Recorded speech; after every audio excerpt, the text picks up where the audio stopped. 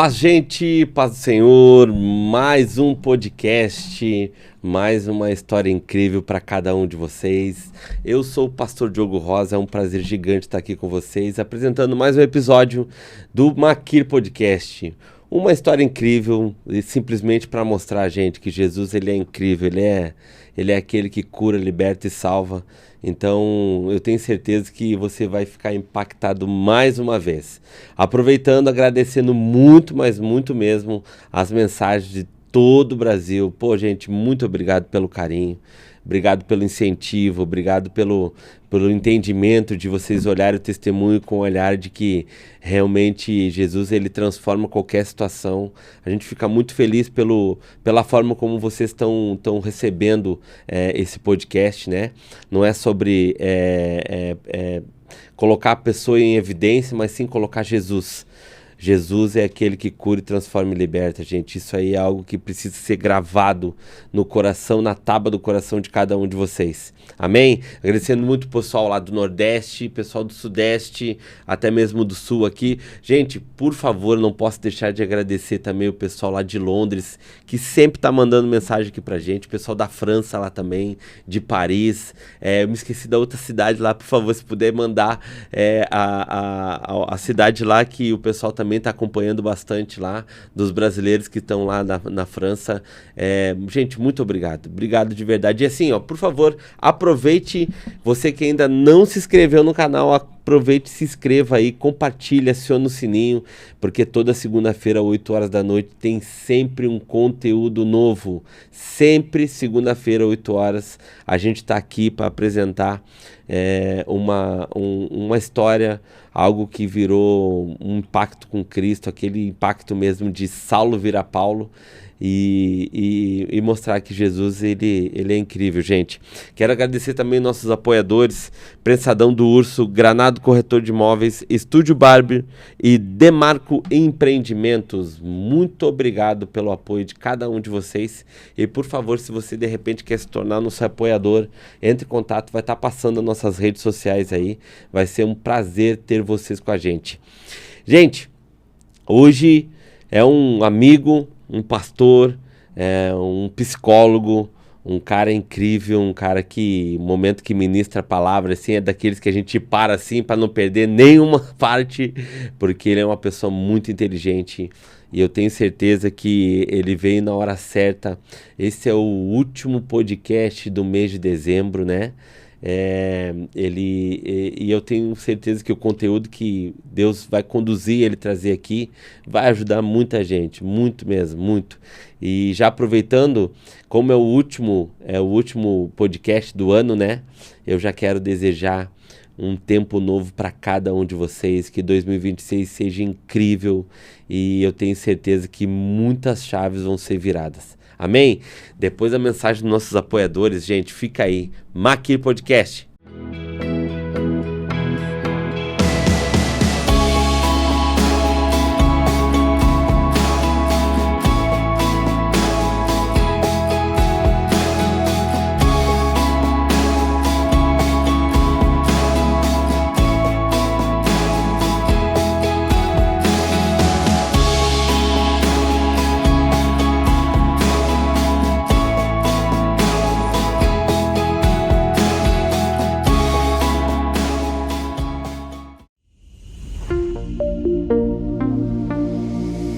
Pastor Luzimar.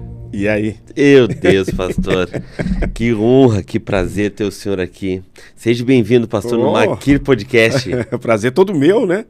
Esse momento fantástico, né? De vir para essa mesa para tratar de assuntos tão significantes, tão relevantes para a nossa sociedade, para o nosso público, né?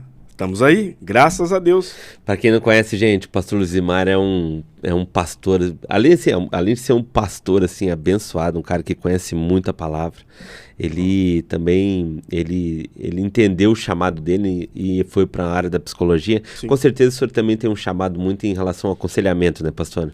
Sim, a gente vai percebendo quando estamos dentro. Exatamente. Você fala, eu lembro de um pastor que ele dizia para mim assim, eu não era pastor na época, eu era um diácono na igreja. ele usava essa expressão, ele é bem do interior, né? Olha, Deus vai toreando você. Quando você percebe, você está dentro. Mas né? o senhor entrou nesse mundo da psicologia exatamente pelo chamado que o senhor entendeu em relação ao aconselhamento? Primeiro, eu acho que eu já nasci com a vocação para humanas.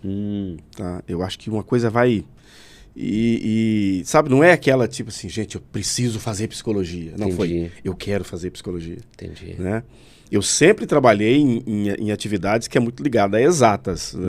A minha formação primeira, técnico em mecânica. Olha só. Mas e aí eu fui lecionar no Senai, quando caía para eu lecionar mecânica aplicada, é números, e cálculo. Eu falava para minha supervisora, poxa, isso não é o meu lugar, né? E aí eu entendia que eu era de humanas, mas quando era para eu lecionar gestão de pessoas, aí eu quase que eu dizia, não precisa nem me pagar. Sério, pastor? Então isso acho que já vem. Claro que o ministério pastoral, o chamado pastoral, eu percebi ele muito primeiro, né? Sim. Que a psicologia veio depois, o ministério pastoral veio em 1999, por ali, quando eu comecei a atuar como pastor. E a psicologia veio um pouco depois. Mas uma coisa está muito ligada à outra. Sim. E eu percebi o quanto foi importante eu estudar psicologia e como eu consegui ajudar muito mais ainda do que eu ajudava antes as pessoas de quem vem para o meu... Quem eu pastoreei, quem eu pastoreava ou aconselhava, e isso até hoje, né? Extrema importância. A gente já entra aí, pastor. A gente já vai a fundo nisso aí. Mas antes eu queria ver com o pastor. Pastor natural da onde? Sete Lagoas. Sete Lagoas. Onde é que está isso? Nós estamos... Sete Lagoas está bem ali no interior de Minas Gerais, 60, 70 quilômetros de Belo Horizonte. Mineiro raiz, pastor. Mineiro raiz, uai, tá? Se rolar um queijo aqui, tá vendo? eu brinco que eu chego aqui na nossa Santa Catarina, chego nos restaurantes, nas lanchonetes, nas lancheterias e o pão de queijo esconde atrás da empada, né? Porque sabe que eu vou. Mas o senhor deve sentir muita falta em relação à culinária, né, pastor? Ah, claro. Sempre que vem alguém, sempre tá alguém de Minas vindo, a gente já pede. Sabe aquele cara da roça, né? Tá vindo da roça, olha, traz pra mim um queijo. Né? A pastora, desculpa, a pastora... Rosane. A pastora Rosane, quando ela vai viajar, que ele já dá o dia, pô, pastora, traz o queijo pra gente, queijo, pastor. Aí coloca na geladeira e vai cortando as fatias, assim, sabe aquela faca bem afiada, né? Não quer que acabe. E é muito natural lá, pastor? Tipo, isso ainda é muito... É do mineiro. Né? É do mineiro. Claro que você tem aquelas regiões que é mais forte, né? A minha, por exemplo, é bem interior. Sete Lagoas, embora é uma cidade, hoje é uma cidade com seus 250 mil habitantes, mas é bem interior mesmo, assim, e é muito forte isso. Na região nós temos Serra do Cipó, onde tem inclusive os produtores de queijos, né, naquela região ali, muita mata, enfim, é um lugar muito gostoso, muito bom. Minas Gerais é a terra do meu coração, né? Eu vim para Santa Catarina, logicamente. Me tornei também um catarinense por opção. Sim. E adoro, amo esse lugar. Quanto tempo está aqui, professor? 9 anos. Amo esse lugar aqui. Mas a gente não esquece, não podemos esquecer as nossas origens. Né? Pastor, e como é que foi essa história aí, esse encontro com Cristo, essa infância do senhor aí? Sim. Como é que foi essa chegada, assim, essa transformação do senhor aí nessa caminhada toda aí? Sim. Conta pra gente. Vem de uma família, assim como boa parte das famílias brasileiras, né? Católicos. E eu sou o mais novo de 7 irmãos. 7 irmãos? 7 irmãos, ou seja, uma família de 7. Somos 4 homens, hoje 2. E 3 meninas, 3 mulheres. Eu sou o mais novo. Para começar, minha mãe... Eu já nasci e minha mãe já estava com seus 40 anos de idade. Eu acho que Deus falou assim, não, segura, tem que mandar mais esse aí, vamos, e ele tem que ser nessa família. Eu nasci em 1964, uma época de muita transição ali, né? E a família bem religiosa, mas sem uma identidade bem definida ali. E eu lembro com muita clareza, pastor Diogo, a minha irmã, que hoje está com seus 75 anos, acredito. Eu falei, ela é uma predestinada, o nome dela é Irene, né? E Irene tem uma relação com a palavra paz, né? É isso, no original ali. E ela, de fato, a paz em pessoa. ela das mulheres é a mais velha. Ela vai trabalhar em Belo Horizonte como doméstica. Uns médicos ali na nossa cidade, um casal, envia os filhos para Belo Horizonte, precisava de uma doméstica para cuidar do apartamento. Ela vai. E eu lembro que acho que eu tinha uns 10 anos de idade, provável. Eu tenho lembrança, a minha mãe recebendo, a época das cartas, né? Lembra das cartas do correio ali, certeza, né? Abriu o envelope e aquelas folhas de caderno. Interessante, são imagens que ficam marcadas, né? E eu lembro que a minha mãe com a carta na mão, lendo ali a carta, e eu tentando, imagina que eu era bem pequeno, né? Tentando ler também, junto com a minha mãe. E a minha irmã dizia mais ou menos assim: aceitei Jesus como meu Senhor e Salvador. Uau. Mãe, mais ou menos assim, vai entrar no meu quarto e vai tirar isso. Ela citou vários objetos que ela não queria mais que fizesse parte da vida dela. Era a fé dela. Joga fora, não quero mais. Ali mudou a história da família. A minha irmã, ela foi para a igreja até hoje. Ela, na verdade, a minha irmã foi uma das grandes evangelistas da nossa casa sem falar uma palavra. Meu Deus. Sem falar uma palavra, verbalizando, tipo, olha, tá escrito, vem cá, isso aqui, você tem... Não, só apenas orando e cantando. O meu quarto era parede e meia com essa minha irmã. E eu acordava pela madrugada, ouvia ela orando. A minha irmã se converteu numa igreja batista e logo em seguida foi para a igreja Deus é Amor, onde ela está até hoje. Nossa. Ela brinca dizendo que ela assistiu o noivado do pastor Márcio Valadão. Ela estava na igreja quando ele estava noivando ou casando, então muitos anos isso. E ela cantava, orava de madrugada, não perturbava ninguém, mas ela cantava. O que é que perturbava? É que ela cantava: ao findar o labor desta vida, quando a morte ao teu lado chegar, que destino há de ter a tua alma, qual será no futuro o teu lar? E aí eu ficava, tá, e para onde eu vou nesse futuro? Então ela não pregava. E aos 19 anos de idade, eu me casei com uma mulher que era de uma família espírita, que é a minha atual esposa, a Rosa, né? A única. E nós nos casamos. E a minha irmã sempre convidando a igreja, vamos para a igreja, vamos para a igreja. A minha irmã encontrou um ponto mais fácil de me convencer. Convidou ela. Vamos para o culto? Eu trabalhava numa empresa, talvez a gente vai falar disso daqui a pouco, e eu trabalhava de 2 às 10 da noite. Eu vindo na minha bike para casa, de repente a minha irmã e a minha esposa. Eu falei, vocês estão vindo de onde? Ela disse assim, eu estou vindo do culto. Eu aceitei Jesus. A pastora Rosângela? Ela falou, aceitei Jesus. Falei, tá, e fui levando a bike, conversando. Olha, vai ter o culto de final de ano. Uma época dessa, final de ano. Vamos? Falei, vamos. Eu lembro que eu tinha o hábito de ir à igreja evangélica com a minha mãe, naquelas igrejas de missionário, para receber oração, campanhas, corrente de 7 dias.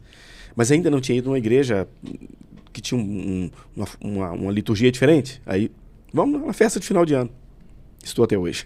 Uau. Então ali participamos do culto, na virada do ano. Isso foi de 84 para 1985.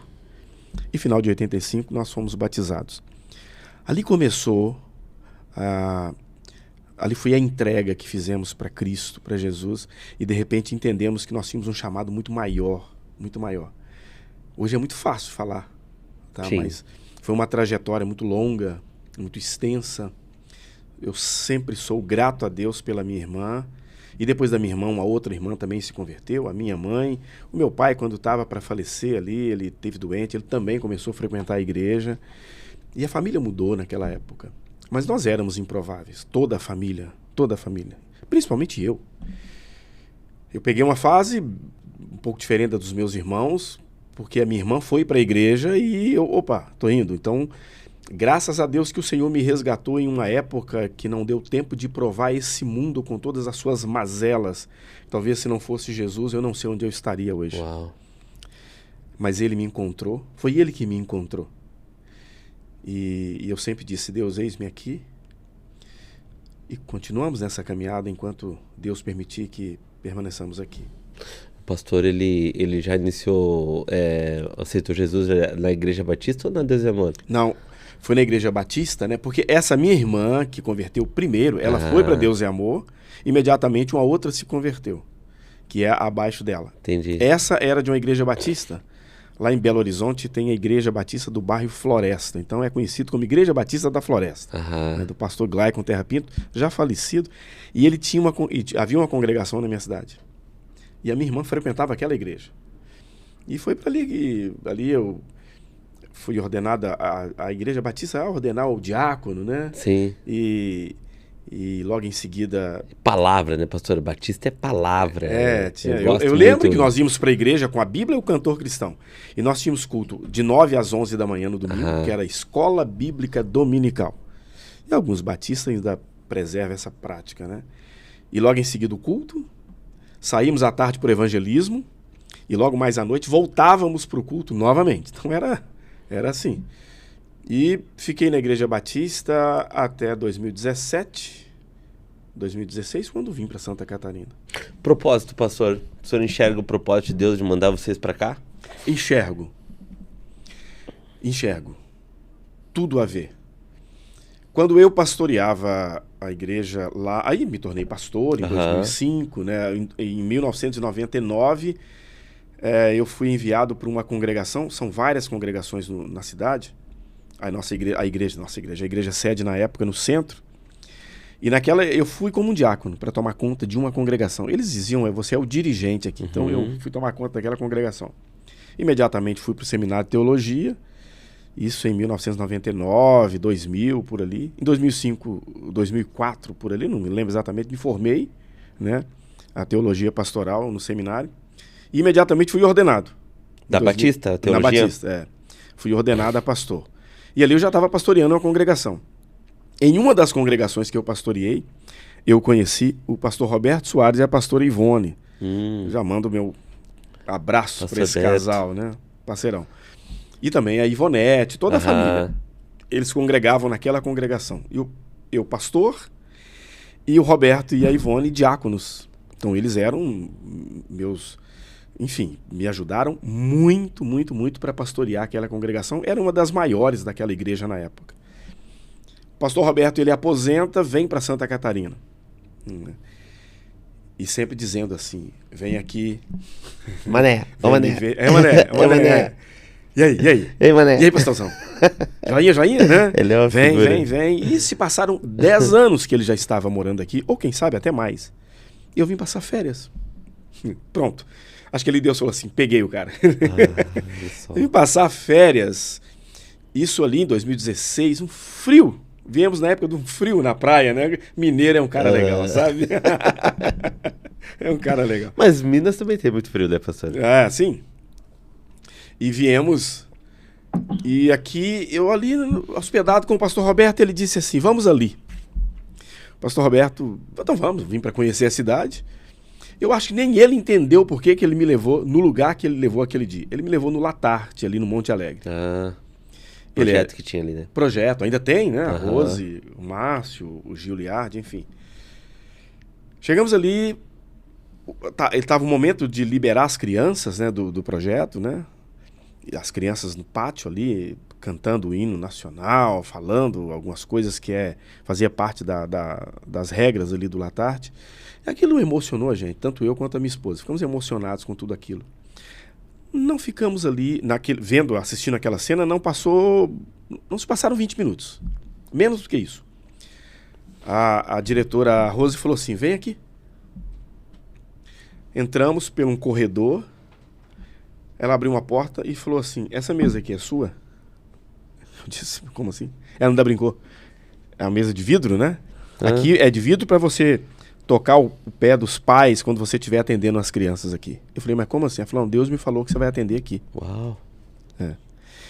Aí, toda aquela conversa ali, enfim, ok, prazer te conhecer, e foi embora. E terminou minhas férias, voltei para minha cidade. Na época, eu atendia como psicólogo no período da manhã e lecionava no Senai no período da tarde. Já estava aposentado na indústria.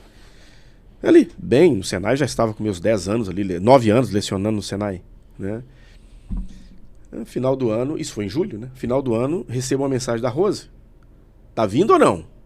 Falei, como assim? Você pensou que eu tava brincando? Você vai vir ou não vai pra cá? O seu lugar tá aqui. E aí nós começamos a namorar aquilo, né?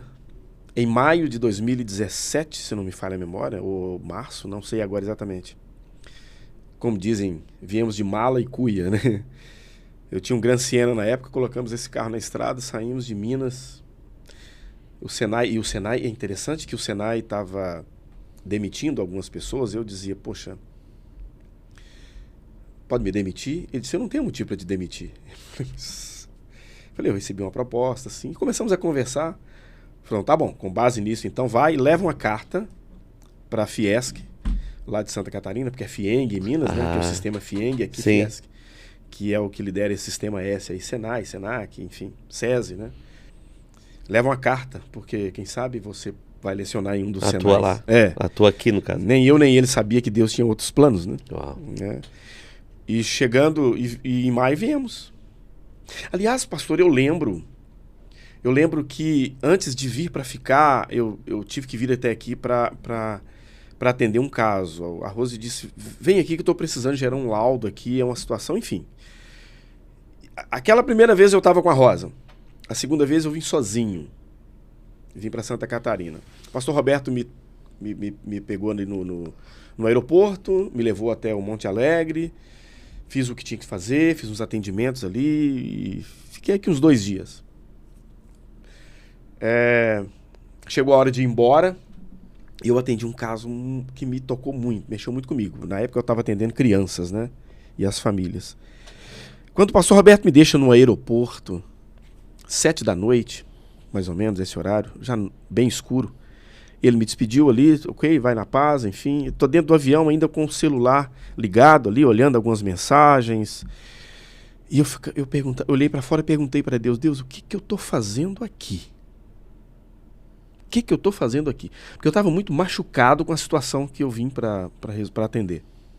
Aquilo me tocou muito. Falei, Deus, o que eu estou fazendo aqui? Quase 1.500 quilômetros da minha cidade? Como assim? Fiz essa pergunta, coloquei o fone e fiquei ali rolando a tela do telefone. De repente, chega uma mensagem no meu celular. E essa mensagem era de um militar aposentado ali na minha cidade. E ele fazia parte na época, ele era um ex-comandante da polícia. E ele fazia parte dos Gideões.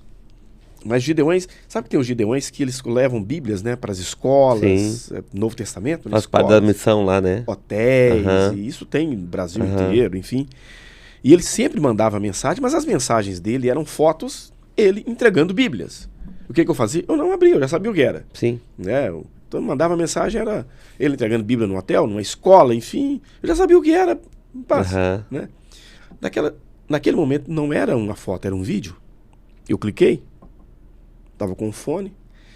É uma dupla ministério, eu acho que é a Cláudia Canção, mas o irmão dela, são da Assembleia de Deus, e eles cantavam Eu Cuido de Ti. Uau. Eu cuido de ti. Eu cuido de ti, é mais ou menos assim, é o refrão da música, né? Quando tudo parece que não está claro, enfim, eu cuido de ti, eu cuido de ti, eu cuido de ti. Eu fechei o telefone, tá bom, entendi. 9 anos que estamos aqui, 8, 9 anos, caminhando para 10 anos talvez, Deus não deixou de cuidar 1 minuto sequer, 1 segundo sequer. Uau. E aí viemos e comecei a atender ali no Latarte. Ali eu fiquei 4 anos atendendo, chegou um momento que cumpriu-se o tempo e fui para... E aí já estava ligado à igreja, enfim... E fui só para o meu consultório. Hoje eu atendo apenas no consultório, não atendo em nenhuma outra instituição, e cumprindo o meu ministério. Mas quando eu participei, o pastor vai lembrar que existia a Clínica da Alma. Sim. Né? Inclusive o Roberto e a Ivone eram responsáveis. Até hoje. Exatamente, E quando eu estava aqui, eu acho que ainda foi naquele período de férias, se não me falha a memória, eu fui participar. Eu estava sentado lá atrás. O irmão João Carlos Antunes, que é meu amigo até hoje, eu não conhecia ele. Ele sai lá da frente, vem, segura a nossa mão, a minha e da Rosa, mas ele segurou com muita firmeza. E ali ele entregou um recado de Deus pra gente. E hoje nós temos a certeza que foi de fato Deus que havia mandado ele até nós. eu estou trazendo você até aqui para que você conheça muitos corações. Olha. Você vai pisar em muitas terras. Em muitas terras. E nós recebemos aquilo que a gente não via nenhuma possibilidade, né? Nenhuma possibilidade. E isso está se cumprindo. A cada dia vem se cumprindo isso. Vem se cumprindo. Nesse período que eu atendo aqui em Santa Catarina, que é bem maior, um tempo maior do que o tempo que eu atendi como psicólogo lá, mas, claro, como pastor eu atendi mais tempo lá. Sim. Eu nunca conheci tantos terrenos, tantos territórios, tantas histórias como eu tenho conhecido nos últimos tempos. E a quantidade de oportunidades que Deus tem dado a nós, tanto eu e a Rosa, para falar às famílias. E nós amamos famílias, Amém. Vidas, e trabalhamos muito para que as vidas sejam restauradas. Sim. Tá? E estamos nós aqui, né? Nessa atividade tão maravilhosa. Mas se voltar lá atrás, era improvável isso. O pastor, ele enxerga... como o pastor, na realidade, ele vê se existe alguma diferença em relação a como é ministrado o evangelho lá em Minas e aqui, se tem alguma diferença, se tem...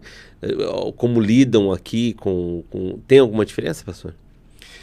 Eu acredito que a igreja, de um modo geral, ela está passando por muitas mudanças. Sim. Eu percebi aqui na região uma diferença que, por exemplo, o Ministério da Assembleia de Deus é muito forte aqui na região. Um trabalho, um evangelismo muito interessante. A maior parte dos meus pacientes são evangélicos, ou pelo menos vêm de uma cultura evangélica. Entendi. E a grande maioria deles fala, eu era da Assembleia de Deus, eu sou da Assembleia de Deus, enfim. Então, o que me chamou a atenção é que em vários pontos da cidade que eu entrava, eu ouvia um hino cristão, um hino gospel, um louvor, enfim. O que na época não era tão comum na minha cidade, né? Mas hoje é claro que existem aquelas igrejas mais tradicionais lá na minha cidade. Faz tempo que eu não tenho contato com muitos pastores ali, que ainda mantém aquele padrão, sabe? Ainda vai pregar com terno, gravata, né? Ainda sentam na frente ali os pastores com os diáconos. E a gente percebe que a grande maioria das igrejas hoje aqui na região já tem uma liturgia um pouco diferente, né? Por exemplo, quando eu saí da minha cidade para trabalhar a 120 quilômetros, isso ali em 1998, 1997 talvez, eu saí da minha cidade e fui para uma outra a 120 quilômetros ali para trabalhar.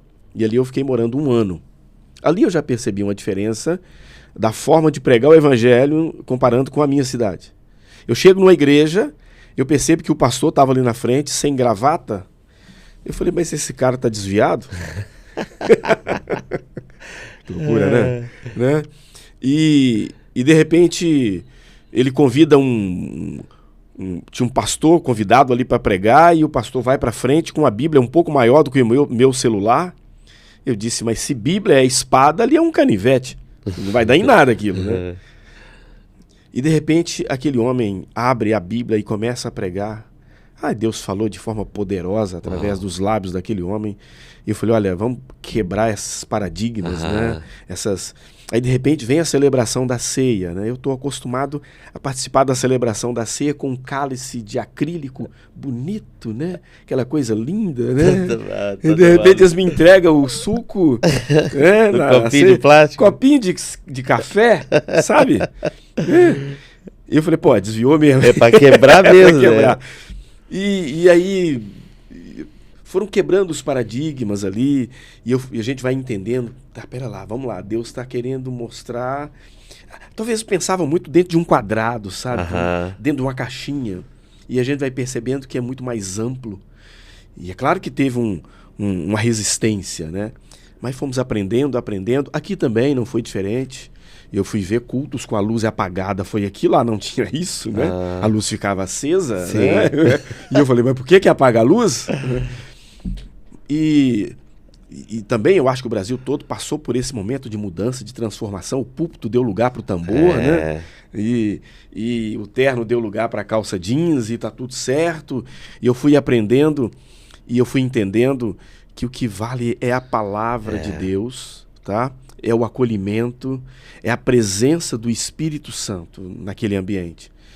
Então, muitas mudanças. Eu acho que o Brasil, de um modo geral, o mundo tem passado por muitas mudanças. Sim. O que não pode mudar é a palavra antiga. Amém. É a palavra, isso é que não pode mudar. O pastor falou em paradigma, né? Entrando dentro de um contexto, o senhor falou ali que muitos pacientes do senhor ali, pessoas que procuram o senhor, são pessoas que entendem que precisam ali, dentro da igreja, né, de uso e costume, né? Assembleia de Deus e outras... Sim. Deixou de ser tabu, pastor? Porque, na realidade, dentro da igreja em si, em relação ao uso e costume, poucas pessoas procurariam um psicólogo hoje para se tratar, né? Pois é, interessante. Eu lembro que... Que ano foi aquilo? Em 1990, 95... havia uma psicóloga na igreja. Uhum. E o pastor dizia assim, se alguém tiver que procurar uma psicóloga, que seja fulana. Né? Eles tinham medo, parece que o negócio era meio que... Isso é demônio, né? Isso vem das gerações passadas. A psicologia como ciência, ela é antes de Cristo, tá? Uhum. Como ciência, nós vamos lá em Aristóteles, lá Sim. bem antes, né? E a gente vai percebendo também ali, o próprio Salomão, nos escritos dele, o próprio apóstolo Paulo, a gente percebe que tem alguma coisa a ver também com algumas teorias, algumas técnicas ali, sabe? Inclusive quando Paulo fala, quanto ao mais, irmãos, tudo que é bom, tudo que é puro, tudo que é amável, se há alguma virtude, se há algum louvor, seja isso que ocupe o vosso pensamento. Quando Jeremias fala, eu quero trazer à memória o que me pode dar esperança. Uau. O que é isso? Isso tem a ver com a abordagem que eu atuo hoje, que é a TCC, Terapia Cognitivo-Comportamental. Eu sou aquilo que eu penso que eu sou.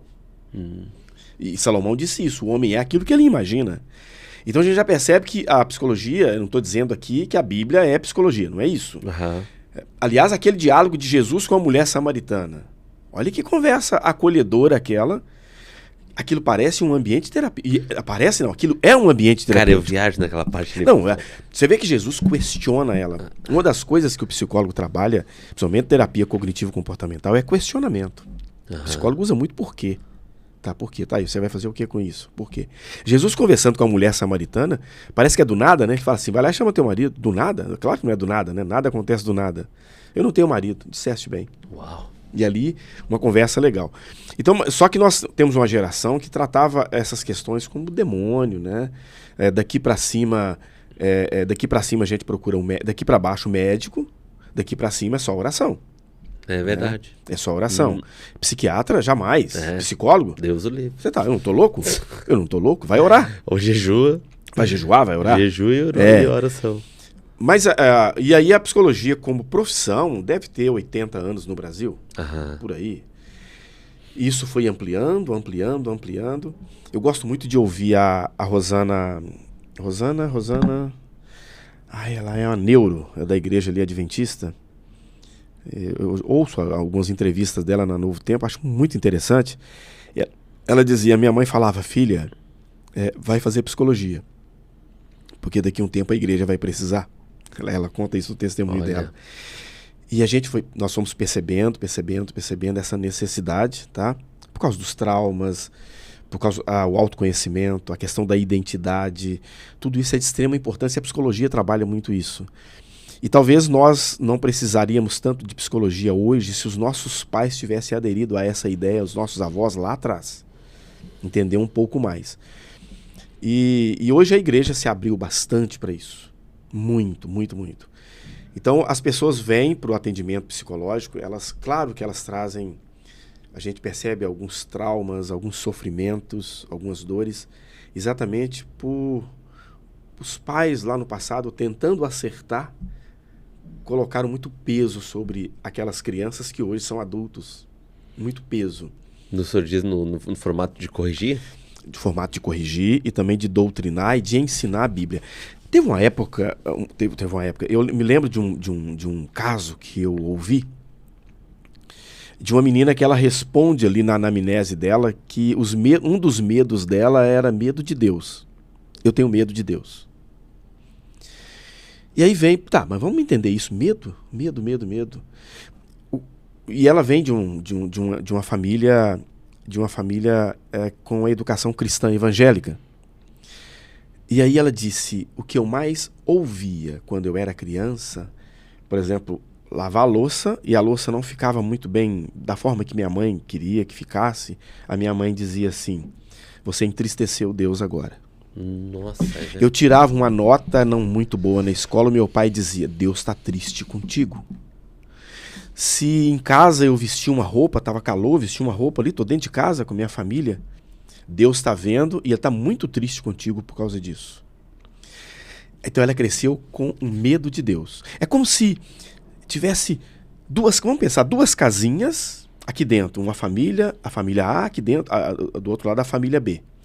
As duas famílias estão educando os filhos e dizendo, olha, daqui a pouco você vai para a sociedade e você vai conhecer Deus.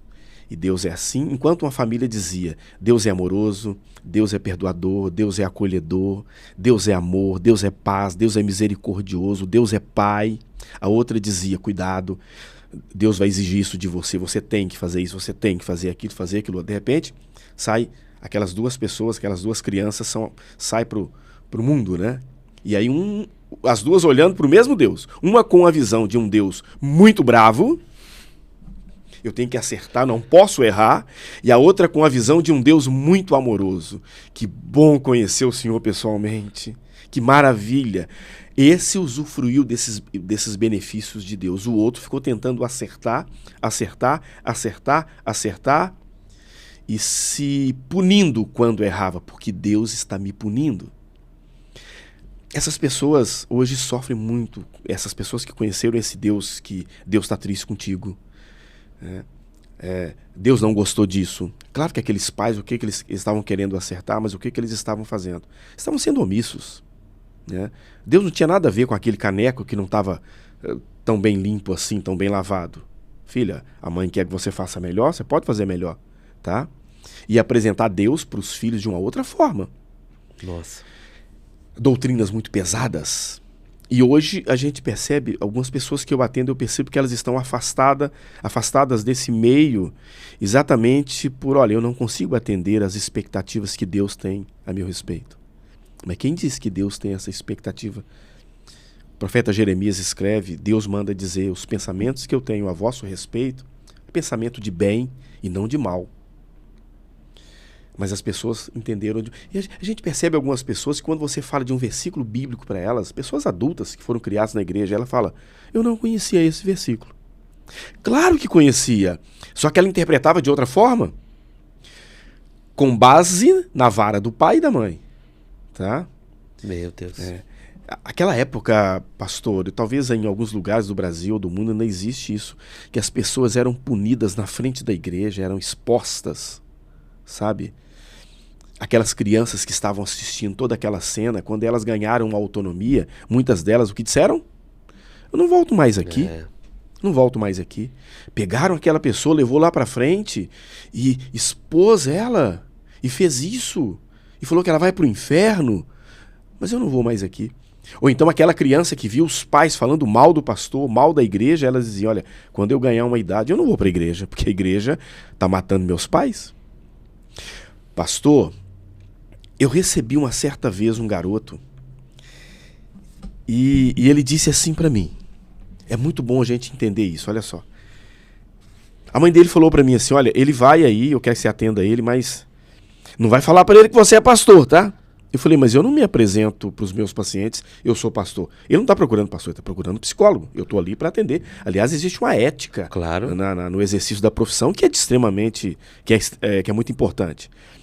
Mas de repente tinha alguém na minha sala que foi para tratar um assunto comigo e o garoto estava na sala de espera. Aí ele faz assim, paz, viu, pastor? Eu falei, pronto.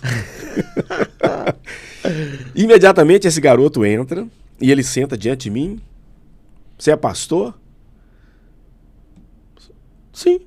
É como se dissesse para você, você é engenheiro, né? Ou você é pedreiro? Sim, também. Também, já fui, né? Um exemplo. Sim. Isso te incomoda? Falei com ele. Não. Mas a pergunta, e fomos conversar. Ele disse para mim, aí depois que nós terminamos o atendimento, ele falou assim, é interessante você não abriu a Bíblia para mim em momento algum. Falei, não, aqui não é o púlpito da igreja. Aqui não é o púlpito da igreja. Mas eu tive numa outra pessoa que essa pessoa imediatamente abriu a Bíblia para mim. Eu falei para ela assim, me dá licença, que eu preciso sair da sala. Eu falei, mas por que você fez isso? Ele disse assim, porque esse livro adoeceu meus pais. Meu Deus. Terminamos a sessão, falei, agora vamos conversar. Talvez não é o livro, é a maneira de lidar com esse livro. É a maneira que seus pais apresentou isso para você. Eu falei, não, hoje eu estou entendendo, mas eu tive muita resistência com aquela pessoa. Hoje não, nem tanto, mas eu estou aprendendo, mas aquela pessoa, quer dizer, ele foi ser atendido, a pessoa apresenta para ele uma Bíblia no atendimento psicológico, que não é o momento para isso, né? E foi bom que ele colocou isso para fora. Esse livro adoeceu meus pais, esse livro tirou os meus pais de mim. Olha só. Claro que não é o livro, é a maneira que os pais lidavam com isso. Então, olha como nós estamos diante de uma geração muito adoecida, exatamente por falta de analisar melhor as situações e também de ter o próprio autoconhecimento. Quem sou eu diante de toda essa situação? Então, hoje mudou bastante. Eu recebo, tanto eu quanto a Rosa, recebemos muitos convites para pregar, para aconselhar, para palestrar, e eles falam, você é psicólogo? Sim, pois é, eu gostaria que você viesse e trabalhasse isso aqui pra gente. Tivemos agora, não tem muito tempo, em Passo Fundo, no Rio Grande do Sul. Ficamos ali 3 dias em uma igreja quadrangular, e o pastor falou, olha, eu preciso trabalhar esse assunto com os casais, com os adolescentes e com as famílias. E eu convidei você, porque eu sei que você é pastor, mas sei que você também é psicólogo. Amém. Eu preciso que você me ajude. Ficamos ali 3 dias. Olha como que a igreja abriu para trabalhar essas questões comportamentais, enfim. Então hoje a igreja está aceitando um pouco melhor, mas foi muito desafiador. E ainda, Deus por isso, né, pastor? E ainda está sendo desafiador para algumas pessoas em alguns contextos. Né? O pastor falou ali sobre essa experiência do rapaz, né? Em relação, basicamente ele está falando de um ativismo, né? Exatamente. Que teve dentro de casa. Né? Pessoas sem entendimento que priorizaram muito mais o contexto de trabalho na igreja do que propriamente colocar em ordem o de dentro para fora, que é a casa. Ainda acontece muito, pastor? Acontece. Quando nós nos convertemos, nós tínhamos reuniões na igreja que eram muito frequentes. Uhum. Tudo bem, eu tento aqui entender o pastor na época, por que ele fazia isso, né? Essas atividades. Mas às vezes alguns líderes, eles estão um pouco equivocados com relação a isso. Eles querem manter as pessoas dentro do templo. 4 paredes. E às vezes não para pensar, para analisar de que aquilo está tirando a família de dentro da própria casa. Eu costumo dizer que não é a igreja que abençoa a família. É a família que abençoa a igreja. Verdade. Né? Eu acho que a igreja começou na família. Uhum. Tá? Então, a família ela vai para a igreja para levar a bênção, claro, uma troca.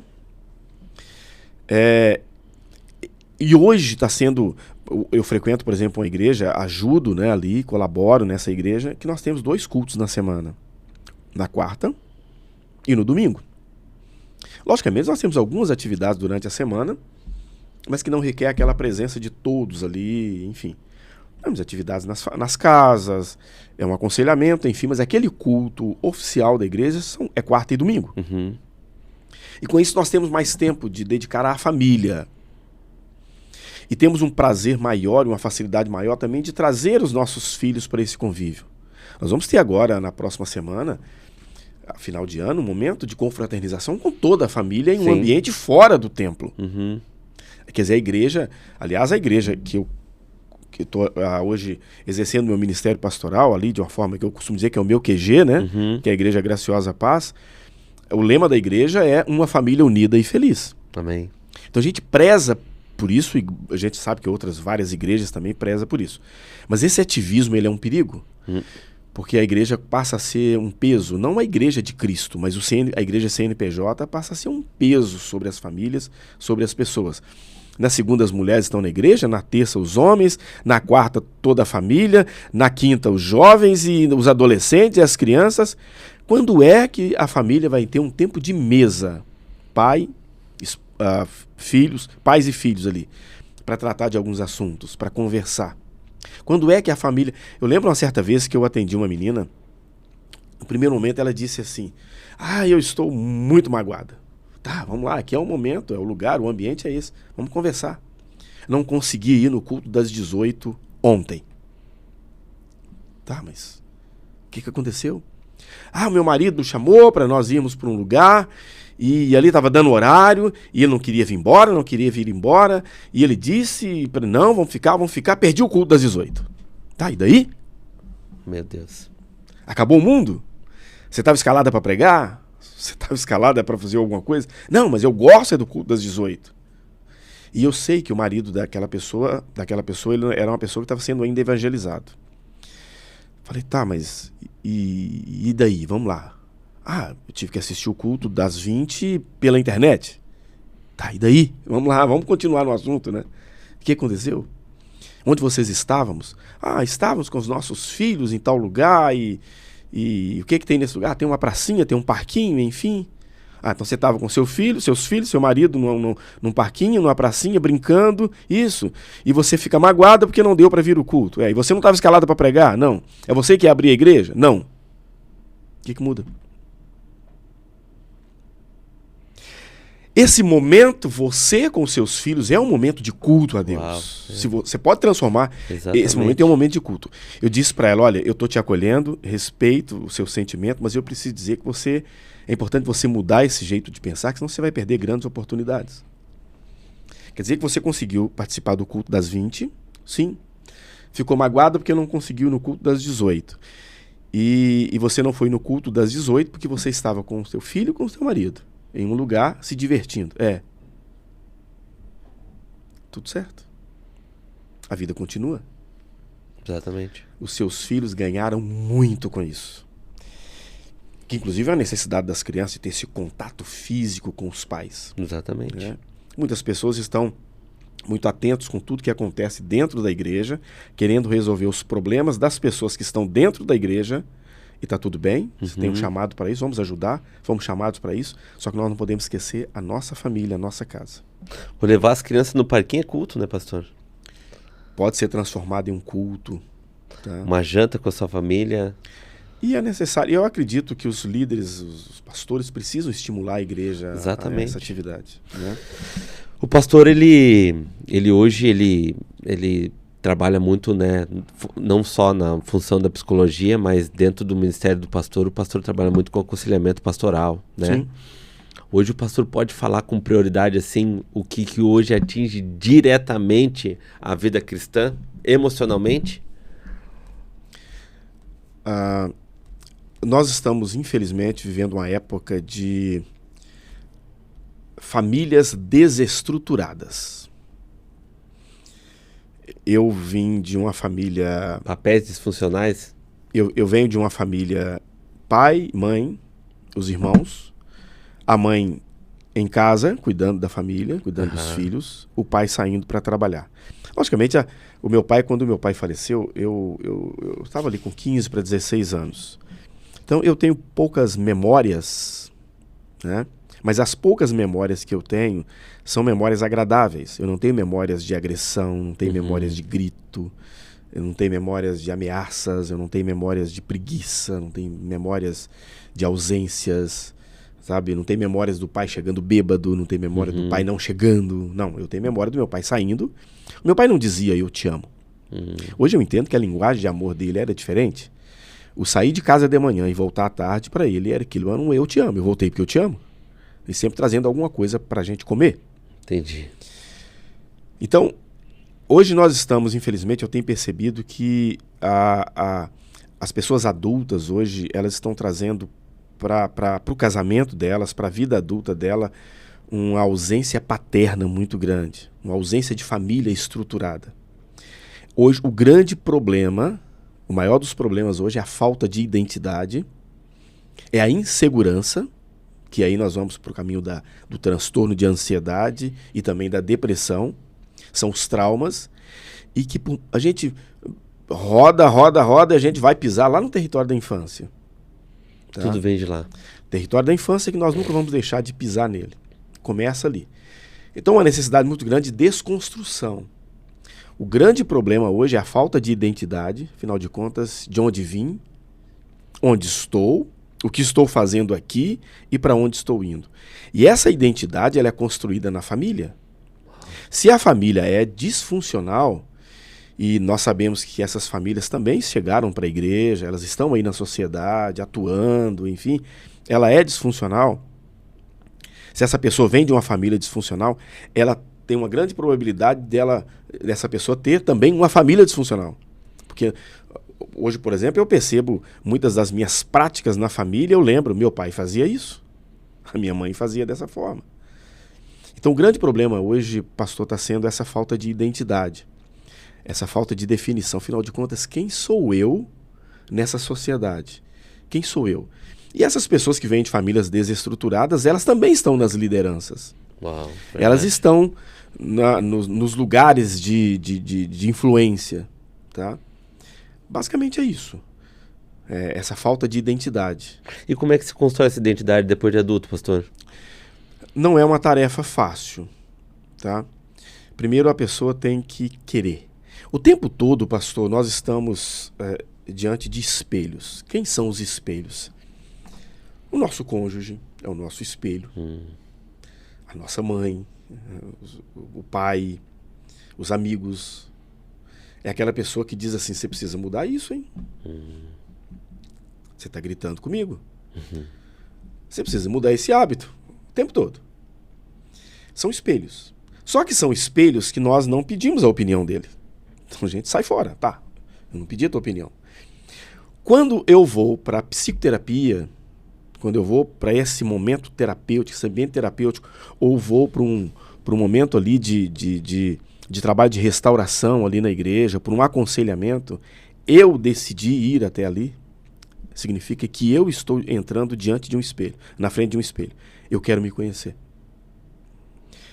Eu tenho falado, normalmente as pessoas vêm queixando muito das pessoas com quem ela convive. O meu marido é um problema, o meu filho é um problema, o meu pastor é um problema, o meu patrão é um problema. Tá, e você é o quê diante de tudo isso? Quem é você diante de tudo isso? Você quer mudar as pessoas? Vamos falar sobre você? Então, vamos começar com o autoconhecimento. Afinal de contas, quem sou eu? Há uma resistência muito grande, porque encontrar com as nossas demandas nunca foi tarefa fácil. Tem um teórico chamado Carl Gustav Jung, ele é da psicologia. Eu acho que ele é autor da psicologia analítica, não me recordo bem. Mas ele trabalha muito a teoria das sombras. Lembra quando éramos criança que nós ficávamos brincando com a nossa sombra? Sim. Tentando fugir dela, não é isso? E a gente percebeu que a sombra faz parte da gente, não tem como se desvencilhar dela. Jung vai dizer que o nosso lado sombra é aquele lado que nós não gostamos de revelar para ninguém. Você encontra comigo, encontra com meu irmão e fala assim, poxa, você é irmão do pastor Luzimar? Gente boa o pastor Luzimar. Meu irmão fala assim, quer ficar lá em casa uma semana? Pra tu conhecer de verdade. Né? É claro que todos nós estamos sendo transformados, moldados, mudando, né? Mas é aquele lado sombra que nós escondemos. A palavra personalidade, ela vem da palavra persona, que é máscaras, que as pessoas colocam, né? Sou muito educado aqui com o Diogo nessa situação, eu não gosto desse assunto que ele está tratando comigo, mas para não ser indelicado com ele eu coloco uma máscara de que gosto e a gente conversa e está tudo muito bem. São máscaras. Mas tem aquela face que é a real face do sujeito. Eu sou isso. Tá? E Jung vai dizer que esse nosso lado sombra, a gente precisa fazer as pazes com ele. Não adianta eu ficar negando. Entendi. Enquanto eu não aceitar que eu sou essa pessoa e que de fato eu preciso ajustar isso, eu não vou mudar. Eu vou sempre responsabilizar o outro.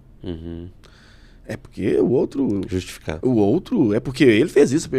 Não, mas eu preciso saber quem sou eu diante de tudo isso. E Jung vai dizer o seguinte, não tem como fugir da sombra. É melhor fazer as pazes com ela, porque ela faz parte de você. E é interessante que a gente vai analisando e chegamos à conclusão de que quanto mais luz, mais sombra. Quanto mais luz, mais sombra. Quanto mais aproximamos de Cristo, Uau. mais a gente vai enxergando as nossas sombras. Meu Deus, eu preciso ajustar isso. Meu Deus. Quanto mais eu leio a palavra, mais eu me enxergo, mais eu me percebo. Não é ler por ler, não é ler para falar com o pastor que eu li. Não é ler porque eu vou pregar. Não.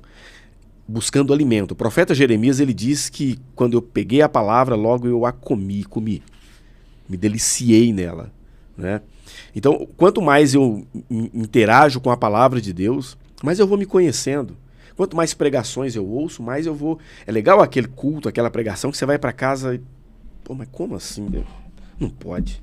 Você quer compreender mais, você quer avançar, aprofundar naquilo. E tudo isso vai no autoconhecimento. É eu me conhecer, saber quem de fato sou eu. Tá?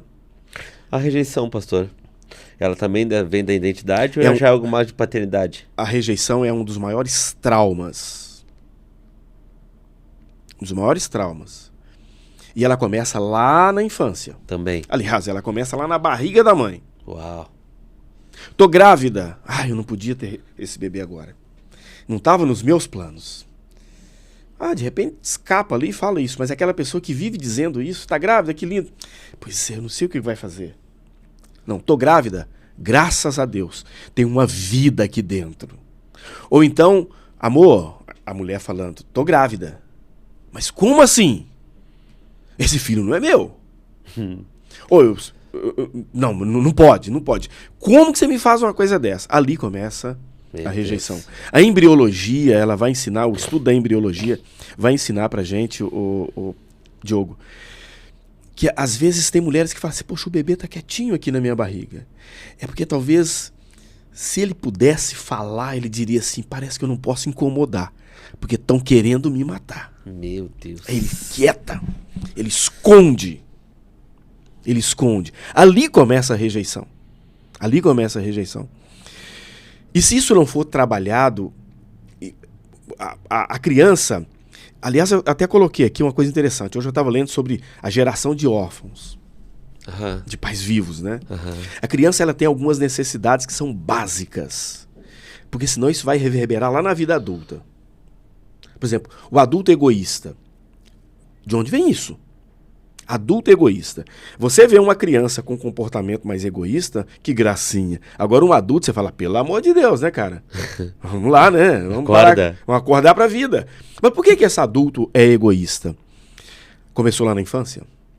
Uma das armas que a criança tem é o egoísmo. Para ela, o pai é meu. A mãe é minha. Chorou porque tá querendo a mamadeira. Não quer saber se a mãe tem que colocar roupa no varal, se a mãe tá com febre, se o pai vai chorar enquanto a mamadeira não chegar, não vai parar. Só que toda vez que a criança busca e não encontra, busca afeto, busca amor, busca validação e não encontra, ela recalca aquilo, ela reprime aquilo.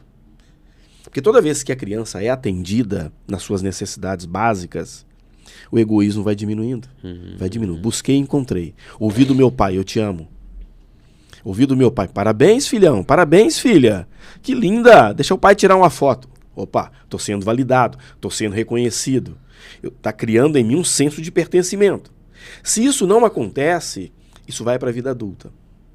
A criança tem necessidades. Primeiro, segurança física e emocional. Limites de direção, que é referência. A criança precisa de afeto. Ela precisa, não? Ela tem que ter afeto. Ela tem que ter vínculos. Ela precisa ter alguém para chamar de mãe, de pai. Tá? Vínculos. Contato, olhar, acolhimento, validação. Parabéns. Já vou fazer uma foto e colocar no grupo da família. Lindo. Dá um beijo aqui na mãe, dá um beijo no pai. Ela precisa disso. A criança precisa brincar. A criança precisa explorar. Tem uma teoria legal, até importante a gente falar nisso aqui, para falar dessa questão da rejeição. É um experimento muito antigo, você vê na internet a imagem até em preto e branco. Tem um autor, me perdoe, eu não recordo o nome dele aqui agora, se alguém lembrar pode até colocar ali nos comentários, né? Ele querendo provar o quão importante era o afeto. Ele fez 2 experimentos. Ele solta um macaquinho num ambiente, uma sala parecida com essa, com vários estímulos ali dentro. O macaquinho entra e fica um pouco amedrontado e fica amuado, acuado assim num cantinho. Ele não explora nada do que está ali dentro. Ele cria uma macaca de pelúcia, alguma coisa assim, né? E coloca ali. O macaco entra, ele identifica, ele já vai direto para aquilo que simbolizava a mãe dele e fica perto dela ali, sentindo o calorzinho ali. Depois que ele sai daquele ambiente, ele começa a explorar tudo que estava ali. Ele toca em uma coisa, toca em outra, em outra. Sentiu seguro. Depois ele fez um outro experimento. Ele colocou uma macaca de arame e colocou uma outra, macinho, um material bem macio, bem quentinho, com uma mamadeira como se fosse o peito da mãe. E deixou aquele macaquinho ali dentro por muito tempo. O tempo todo que aquele macaquinho ficou ali dentro, ele ficou, vou imaginar que foi, não me recordo aqui agora, sei lá, 10 horas ali dentro. Ele ficou 1 hora com aquela macaca de arame e ficou o tempo todo naquela que tinha um lugar para ele mamar, enfim. Ele ficou ali. O que o experimento mostra? Que aliás, desculpa, a mamadeira estava na macaca de arame. Uau, desculpa, o contrário, estava de arame. Ele foi ali, mamou, mas ele não ficou. As duas representavam a mãe. Ele foi para o lado que tinha um calorzinho. Uhum. Ele ficou um tempo pequeno naquela macaca de arame para mamar e correu para outra que acolhia. Ou seja, a criança precisa muito mais de acolhimento do que de qualquer outra coisa. Meu Deus. De afeto do que de qualquer outra coisa. Então a criança ela precisa de afeto, ela precisa explorar, a criança precisa errar, que aí não erra, tá? Senão se torna um adulto perfeccionista. A criança precisa criar, ela precisa conversar, ela precisa desenvolver o sistema cognitivo dela. E a criança precisa de um senso de pertencimento. A quem pertenço eu?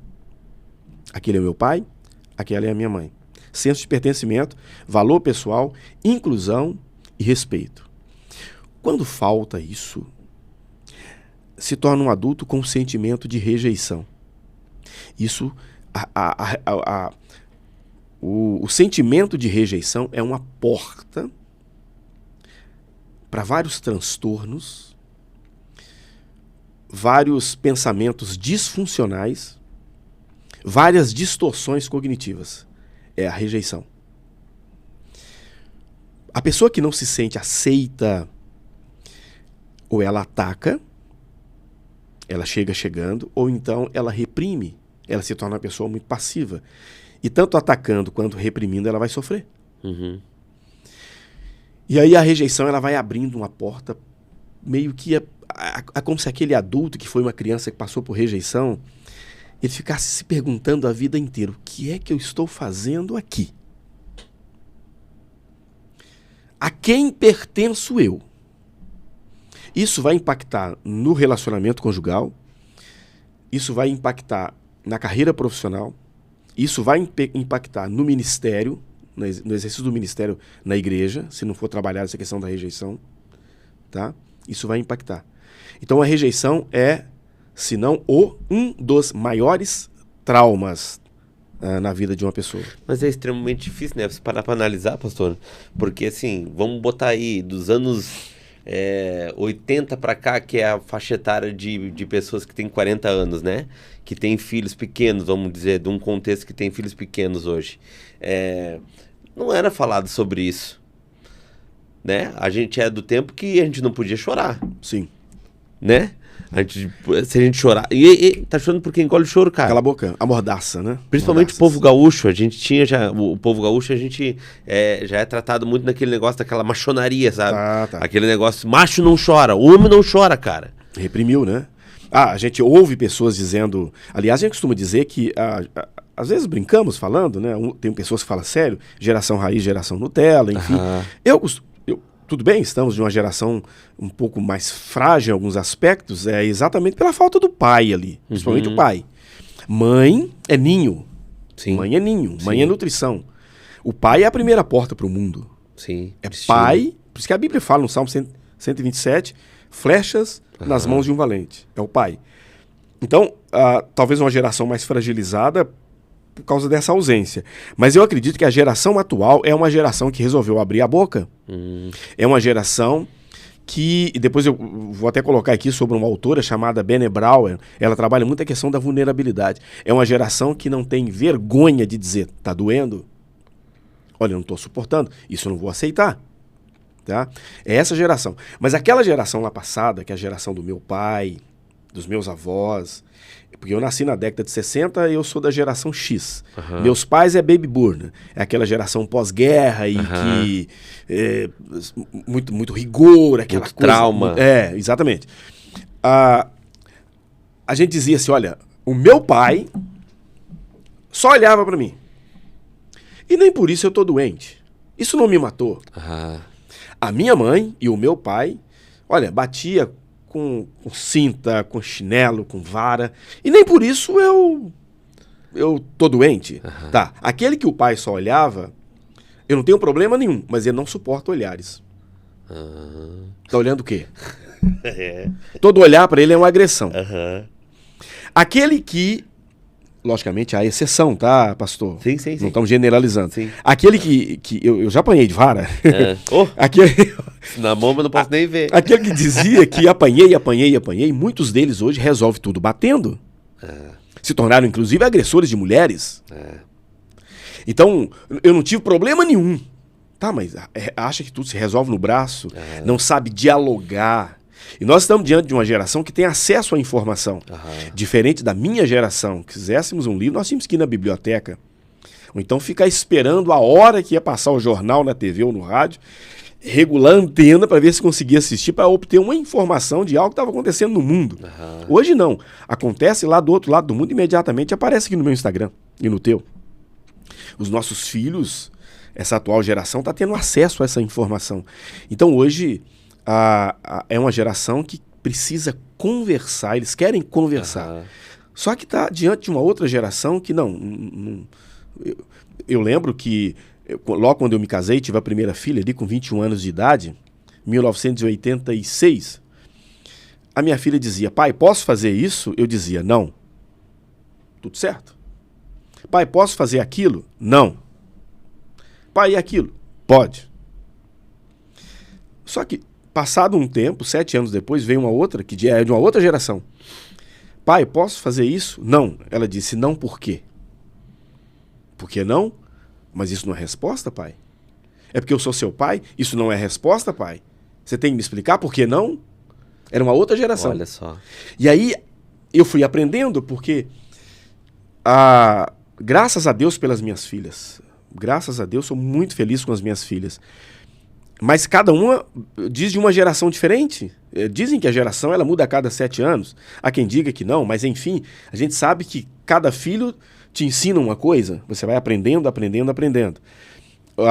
E aí eu fui aprendendo que, peraí, um filho questionador é também muito importante. Eu não posso proibir o meu filho de questionar. Você está questionando o quê? Quem manda aqui sou eu. Epa, pera lá.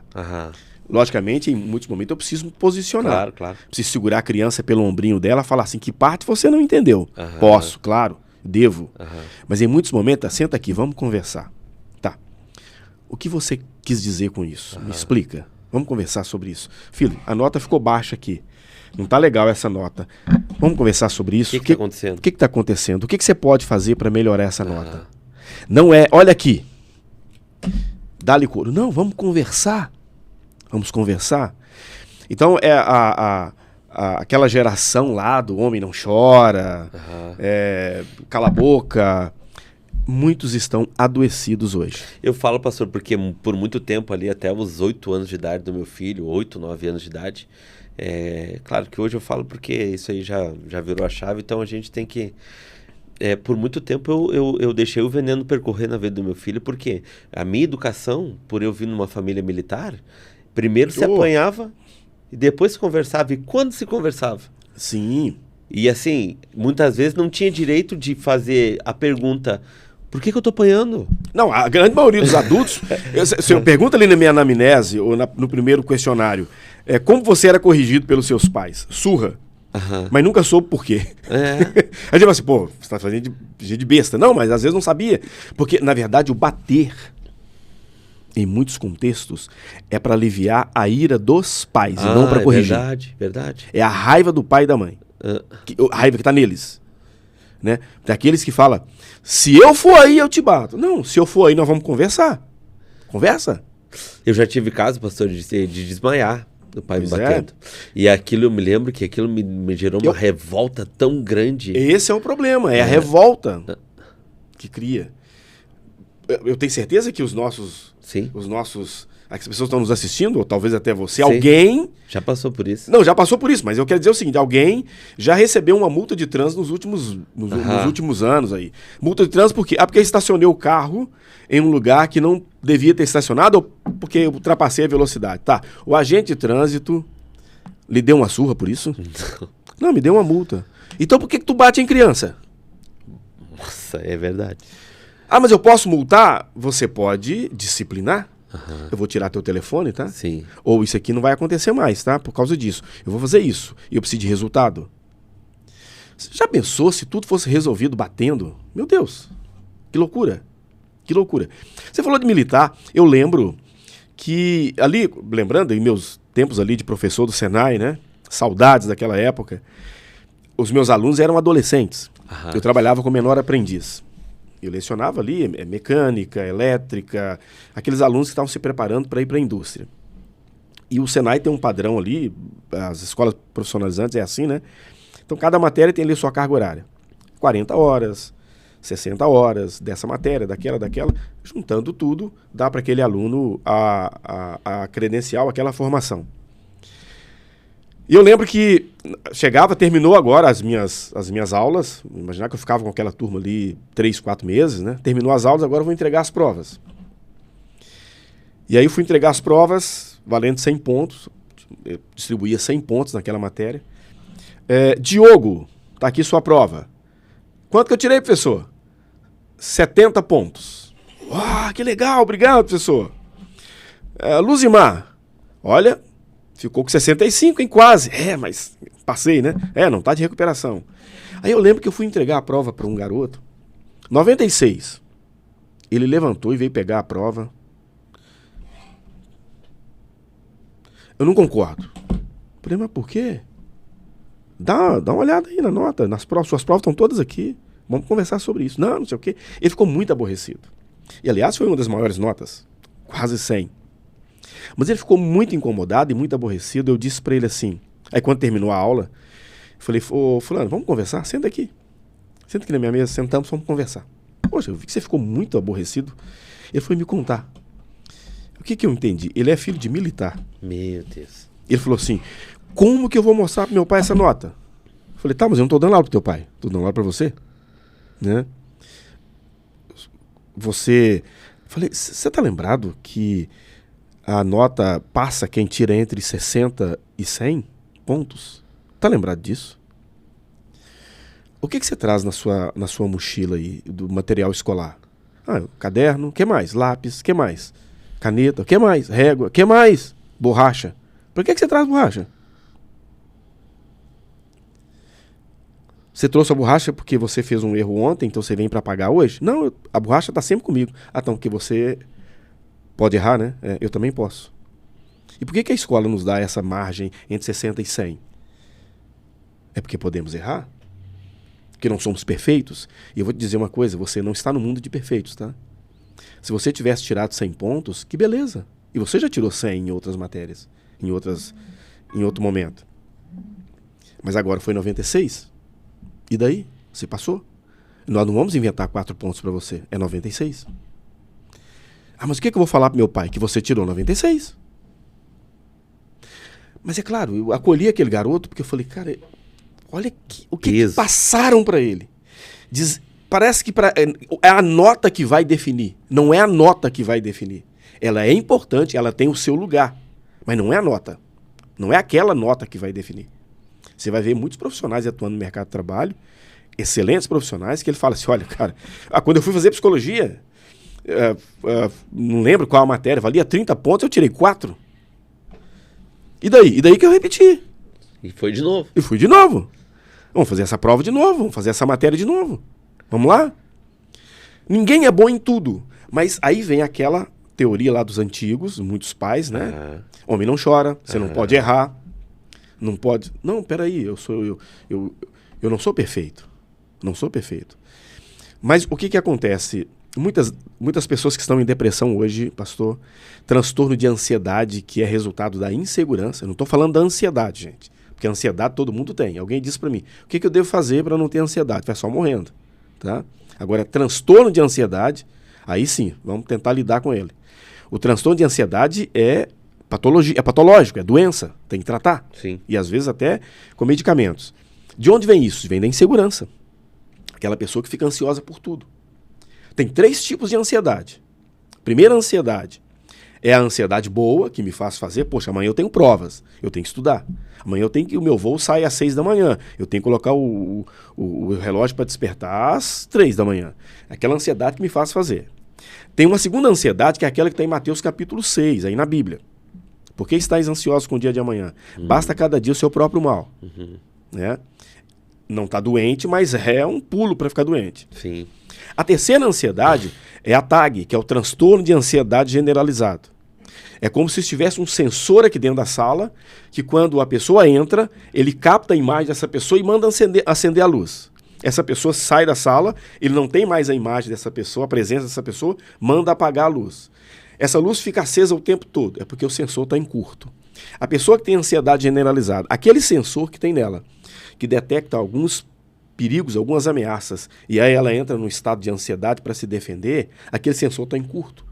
É a ansiedade generalizada. Ela fica ansiosa por tudo, o tempo todo. E rói as unhas, e puxa o cabelo, e balança as pernas, e fica com medo de tudo e de todos. De onde vem isso? De uma insegurança. Quase sempre tem a ver lá com os traumas que ele traz lá dos pais. Você não pode errar, tem que ser isso. Eu lembro de uma certa vez que eu conversei com uma garota, uma mulher, já mãe de uma criança de 7 anos. Ela disse, eu não sei de onde vem minha ansiedade. Falei, me conta a tua história, vamos conversar sobre isso. Ela conta que quando ela tinha 7 anos de idade, ela já tinha uma tarefa muito pesada em casa, que era cuidar dos irmãos e cuidar da casa. E além de estudar e fazer o dever de escola. A mãe chegava às 18. Se não tivesse tudo pronto, falei, a mãe batia? Não, ela não batia, mas o olhar dela para mim mudava. Uau. Qual é a idade do teu filho? Eu tenho um filho de 7. Você dá conta de colocar nos ombros do teu filho a responsabilidade que você tinha quando você tinha 7 anos? Ela falou assim, jamais, mas foi o que tua mãe fez contigo? É mais ou menos assim, por trás de uma mensagem, você tem que dar conta. E você certamente não deu conta, né? E aí reprimiu muita coisa e agora está com essa ansiedade, medo de tudo e de todos. Tá vendo? Como que a gente tem que tomar cuidado? Cala a boca, você não tem o direito de falar, ninguém pediu tua opinião. Não é assim que educa uma criança. Porque estou preparando uma criança para se tornar adulto. Ela pode sim ser um questionador, ela pode sim chorar. Sim. Tá bom, filho. Tá bom. Você acha que o choro vai te fazer bem agora. Mas fica ali, depois a gente conversa. Tá bom? Tá bom. Pronto. Não vamos dizer que vamos desprezar a criança. Aliás, nós nunca podemos minimizar a dor de uma criança. Não podemos minimizar a dor de ninguém. Até porque dificilmente as pessoas têm ansiedade de morrer, né, pastor? É uma ansiedade mais terrena, né? É algo mais que circula no nosso dia a dia, né? E grande parte dos nossos medos não diz de absolutamente nada. Caminhar em Rosto de Ouro mesmo, ninguém quer ir, né? Deixa, vamos orar que não é o momento. E não diz de absolutamente nada. Existem muitas ansiedades que são medos que a própria cabeça criou. E criou a partir de onde? Criou a partir da educação que essa pessoa recebeu. Pastor, deixa eu entrar noutra área para a gente já meio que ir para o final também. O pastor ali, muita gente vem, né, buscar no Senhor muitas respostas, e, enfim. O pastor acha que hoje tem pouca pessoa, de repente, habilitada para escutar? Em função do aconselhamento? Porque a gente já ouviu tanta feridas em relação a pessoas da igreja, porque toda hora a gente escuta, principalmente na igreja, assim, olha, a cura a gente vê pelo falar, o confessar, né? E aí, ao mesmo tempo, também tem pessoas que dizem, meu Deus, eu fui revelar isso para tal irmão porque eu senti uma segurança e não tive, quando vê toda a igreja estava sabendo. Só acho que tem hoje, a igreja deveria investir mais nesse assunto, preparar mais as pessoas, principalmente a liderança, para esse tempo, principalmente para essas pessoas que estão precisando de ajuda? Gabinete pastoral é um gabinete, um espaço muito de aconselhamento. Aham. Não é muito bom. Como funciona o aconselhamento? Se eu fosse você, eu faria isso. Se eu fosse você, eu faria aquilo. Só que eu não sou você.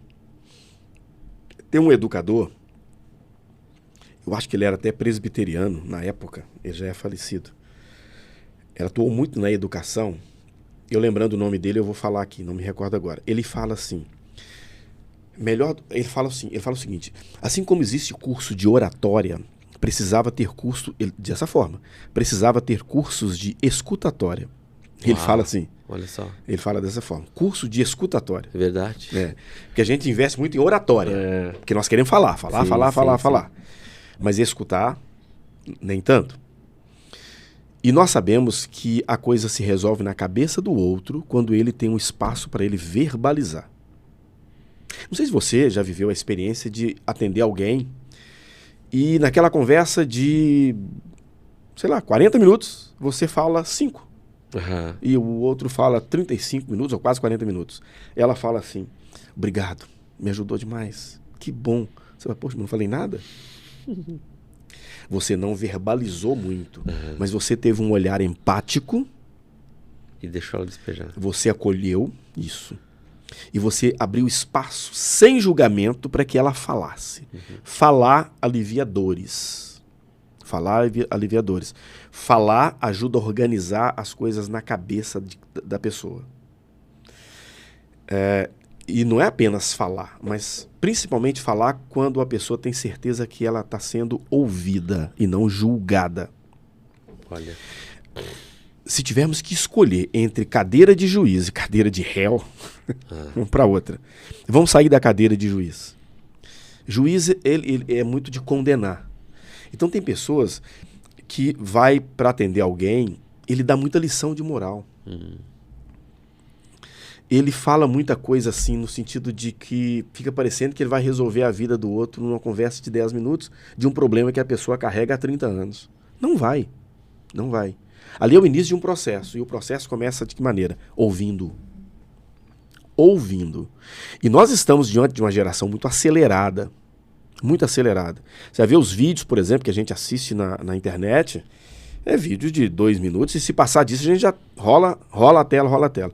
Então quando você começa a falar, aí tá falando para alguém, você precisa falar, essa pessoa já está inquieta.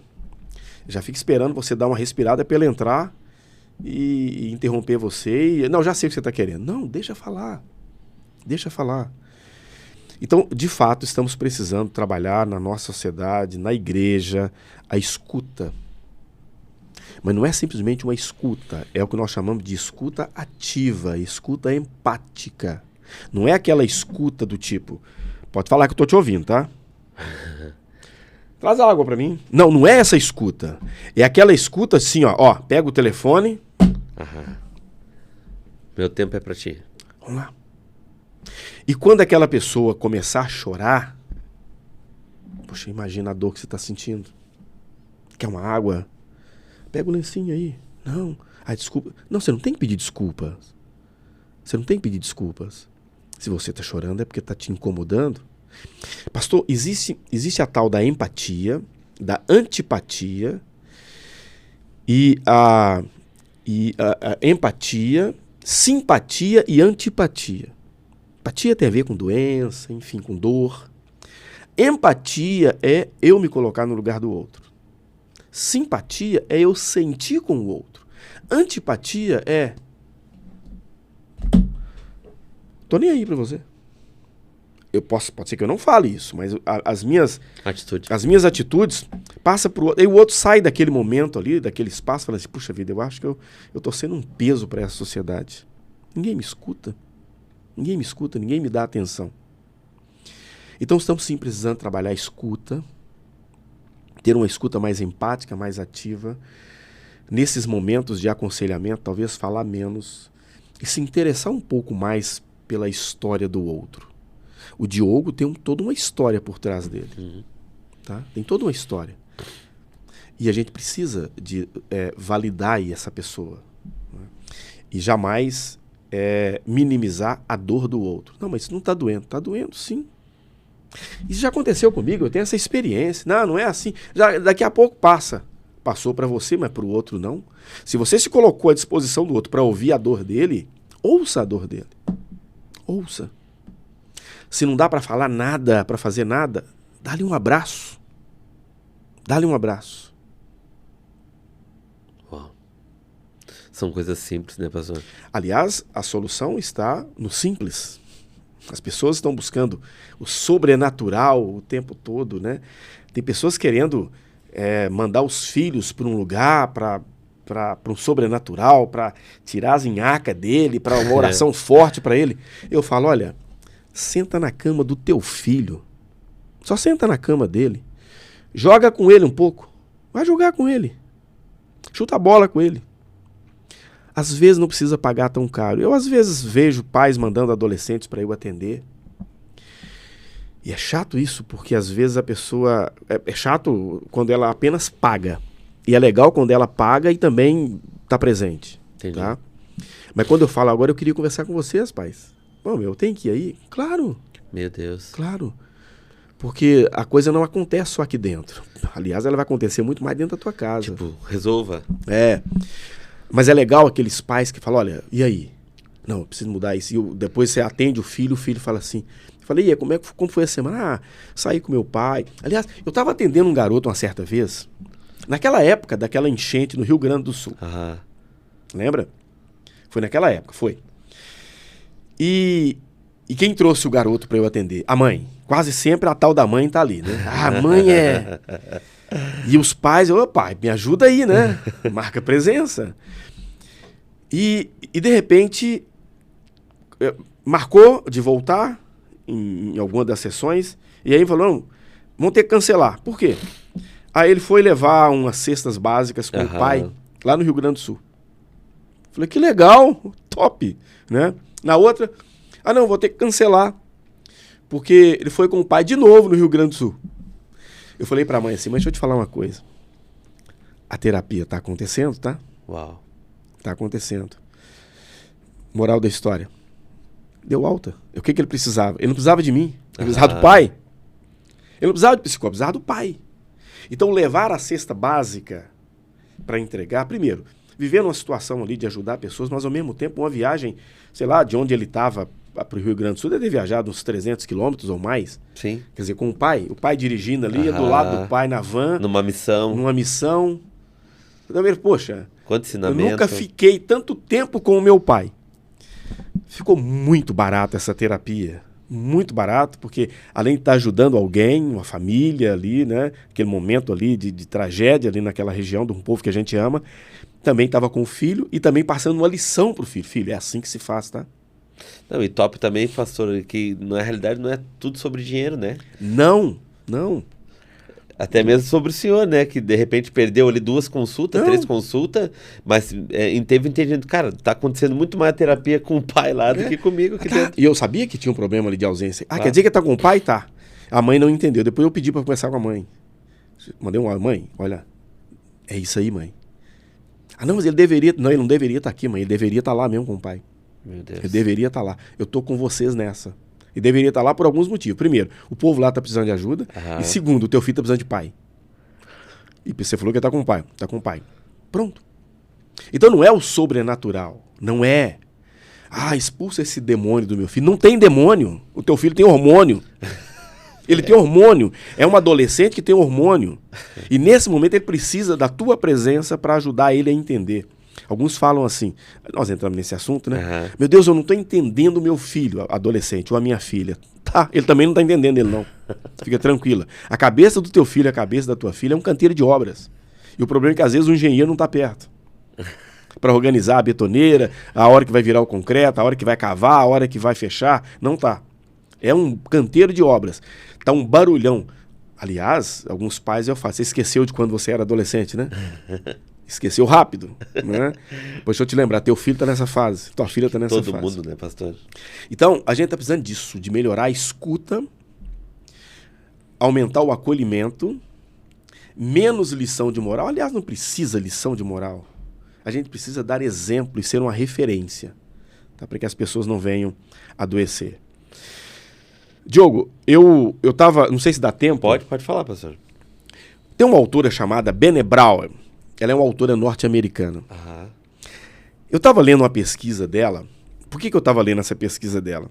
Porque eu estava atendendo uma pessoa que tem muita dificuldade em lidar com vulnerabilidade. Vulnerabilidade própria. Aquela pessoa que foi criada num ambiente, você não pode chorar. Você tem que dar conta. Quando ela se vê, e todos nós temos um momento de vulnerabilidade, todos nós temos aquele momento, fala, poxa, parece que eu não vou dar conta. Aí ela sofre não pelo fato de não dar conta, ela sofre por ter que entender que ela não dá conta. Ela fala assim, poxa, eu sou um fracasso. Não, você não é um fracasso, você só é imperfeita ou imperfeito. E aí eu estava atendendo uma pessoa assim, eu tive que, vou ler essa autora, isso foi uns dias atrás. Aí fui ler. Tem um livro dela, inclusive, que ela fala sobre a vulnerabilidade. O poder de ser vulnerável, ou de sentir que é vulnerável. Porque quando eu entendo que eu sou vulnerável, eu tenho mais capacidade de pedir ajuda. Você pode me ajudar? Uau. Diogo, tô precisando de você. Você pode me ouvir, cara? Poxa, mas você, Luzmar, eu ouvi você é muito mais velho do que eu. Cara, me ouça. Não, claro, vamos lá, eu te ouço, vamos lá. É eu entender que eu sou vulnerável, tá? Ela fez uma pesquisa para descobrir o que havia naquelas pessoas que tinham inteireza, aquelas pessoas que tinham facilidade de conexão. Porque o que está acontecendo? As pessoas estão desconectadas. Estão desconectadas umas das outras e o pior, estão desconectadas delas mesmas. Lembra que eu falei? Não sei de onde vim, não sei onde estou, não sei o que estou fazendo aqui e muito menos sei para onde eu estou indo. Identidade. Então ela falou assim, por que tem um grupo que é conectado e são pessoas... Ela usa a expressão inteireza, mas nós sabemos que nós somos casa em construção, né? E em constante reforma. Todos nós. A gente está sempre aprendendo, ajustando, o tempo todo, né? Eu me converti. Não, eu estou me convertendo. Estou aprendendo, né? Aí ela fez uma pesquisa. Ela reuniu 2 grupos. O primeiro grupo, que é o grupo 1, que ela chama de grupo 1, era aquele grupo que acreditava que eram dignas de amor e pertencimento. Ela percebia que aquelas pessoas tinham mais sucesso, aquelas pessoas se davam melhor, sabiam lidar melhor com os traumas, sabiam lidar melhor com as frustrações, lidar melhor com o não. Porque nós estamos diante de uma sociedade aí, de um grupo de pessoas, de uma geração, aliás, que o não para ele é um tapa. Não posso. Não gostei. Né? A gente vê, por exemplo, no trânsito, quando alguém é frustrado no trânsito, ele sai chutando retrovisor, sai brigando, sai ameaçando, enfim...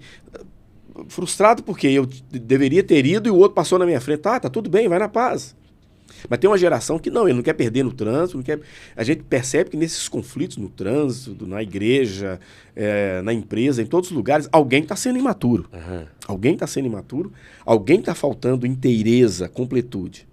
Aí esse primeiro grupo, que é aqueles que acreditavam que eram dignas de pertencimento e amor, ela percebeu que a característica deles eram, se permitiam ser vulnerável. Eu sei que isso aqui eu não dou conta, tá tudo certo. Eu pedi ajuda. Ela percebeu que eram pessoas que não tentavam ser perfeitas e nem agradar a todos. Olha, eu não fui com a tua cara. Mas por que você não foi com a minha cara? Não sei, eu não fui com a tua cara. Alguma coisa que eu possa fazer para ajudar? Não. Tá tudo bem. Tá tudo bem. Eu vou com a minha cara, o outro ali vai. Apesar de mim, eu tô aqui, tá? Tá tudo certo. Não é aquela pessoa que vai para casa e fala... Meu Deus, eu vou suicidar, porque o outro não foi com a minha cara, né? Aquelas pessoas que falavam sobre seus pontos frágeis e sobre seus limites, esse grupo 1, sem vergonha e sem travar, sem bloqueios. Tá? Aquelas pessoas que viviam com mais autenticidade, aquelas pessoas que praticavam autocompaixão, aquela pessoa que era habilidosa para, no avião, coloca primeiro a máscara em você para depois colocar no outro. Não é aquela pessoa que dizia, eu tenho que ajudar todo mundo. Se der tempo, eu faço por mim. Não, é aquela pessoa que tinha autocompaixão. Não, eu preciso cuidar de mim para eu poder cuidar dos meus filhos e cuidar da minha igreja, cuidar das outras pessoas. Eram aquelas pessoas também que estabeleciam limites saudáveis. É até aqui, tá? É até aqui. Limites saudáveis, não deixava ninguém invadir. Não entregava o controle dela para a mão de ninguém. O controle é meu. Sim. Né? O segundo grupo era aquelas pessoas que carregavam vergonha profunda e a sensação de não ser suficiente. Então aquele grupo que estava se dando bem, aquele grupo que tinha senso de pertencimento. O que estava se dando mal, ela percebeu que era aquele grupo que tinha uma vergonha profunda e uma sensação muito grande de não ser suficiente. Eu preciso sempre fazer. Nunca descansava. Qual era a característica desse grupo? Medo intenso de rejeição. Você tem que me amar. Você tem que me aceitar. Né? Aquelas pessoas que, pelo fato de não se sentir aceito, elas às vezes até matam, né? A gente está vivendo um momento aí de feminicídio, uma coisa absurda. Sim. Né? Assunto para outro momento. Aquelas pessoas que evitavam a vulnerabilidade. Eu não posso pedir ajuda, eu não posso chorar. Estrutura de orgulho. Estrutura de orgulho. Eu não posso falar que eu estou endividado, eu não posso falar que eu estou doente. Não. Tem que dar um jeito. Eu tenho que dar um jeito, tenho que me virar. Né? Não fala para ninguém. E se for um homem, começa a colocar mordaça nos filhos, na esposa. Verdade. Se for uma mulher, coloca a mordaça nos filhos, no marido, nos pais. Ninguém fala nada. Tá? Tentar provar o próprio valor o tempo todo. Eu vou provar que eu posso, vou provar que eu sou capaz, vou provar quem manda. Não tem que provar nada para ninguém. Prova para si mesmo. Né? Perfeccionismo e autocrítica. Não faço nada certo. Eu tenho que morrer. Dificuldade de estabelecer limites, tendência a se comparar-se e se sentir insuficiente. Eu sempre digo que quem compara, para. A dica que eu dou é compare você com você mesmo. Quem eu era 5 anos atrás, quem eu sou hoje. O que eu quero ser daqui a 5 anos. Amém. É isso. Identidade. Onde eu estou, o que eu estou fazendo aqui, onde eu quero chegar. Isso identidade. O primeiro grupo tinha algo de interessante. Coragem. Aquele primeiro grupo de pertencimento, eles tinham coragem.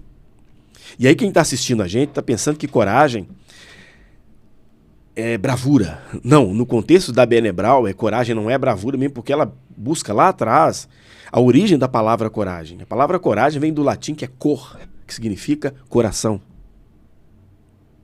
Coração, tá?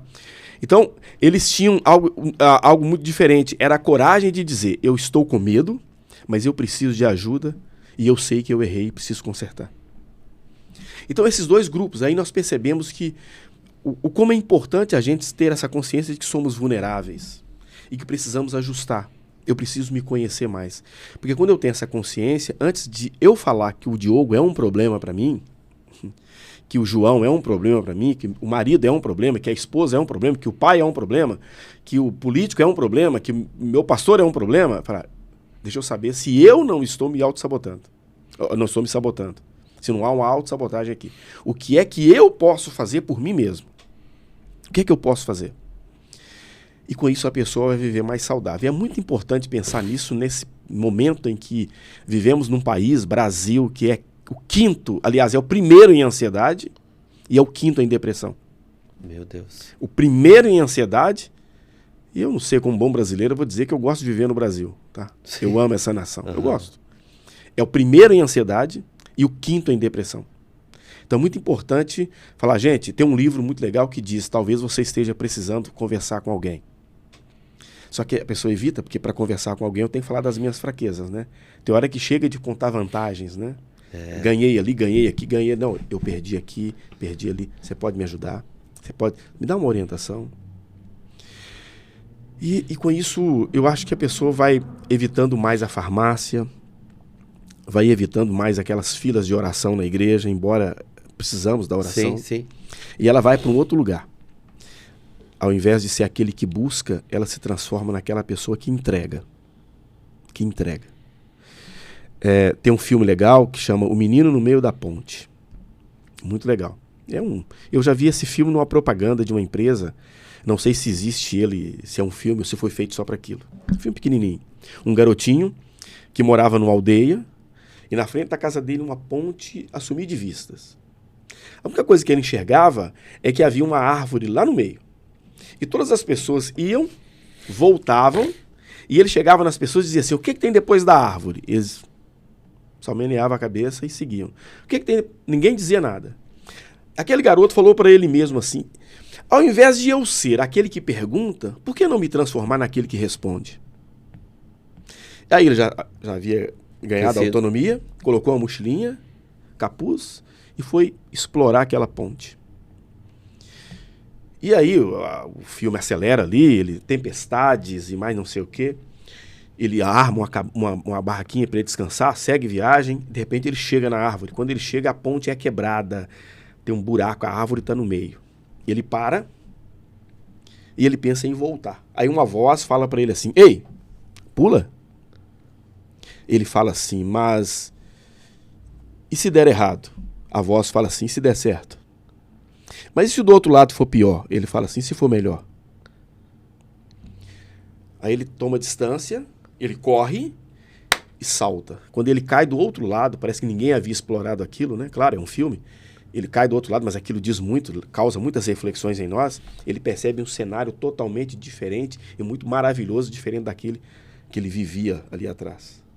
Aí ele para, ele olha para trás, aí a câmera mostra um menininho sentado na galha, na árvore, que era ele mesmo quando era criança. Ele fala assim, ei, quem é você? O menininho fala assim, eu sou seus sonhos. Uau! Eu sou seus sonhos. Então, a gente precisa sair desse lugar de, o tempo todo, de ser aquele que precisa, trabalhar algo em nós e ir também para o lugar daquele que entrega de vez em quando. Entrega. Né? Entrega. Você, por exemplo, quantos podcasts você não ouviu e aprendeu? E você falou assim, pera lá, eu preciso despejar isso em algum lugar? E agora está no teu? Amém.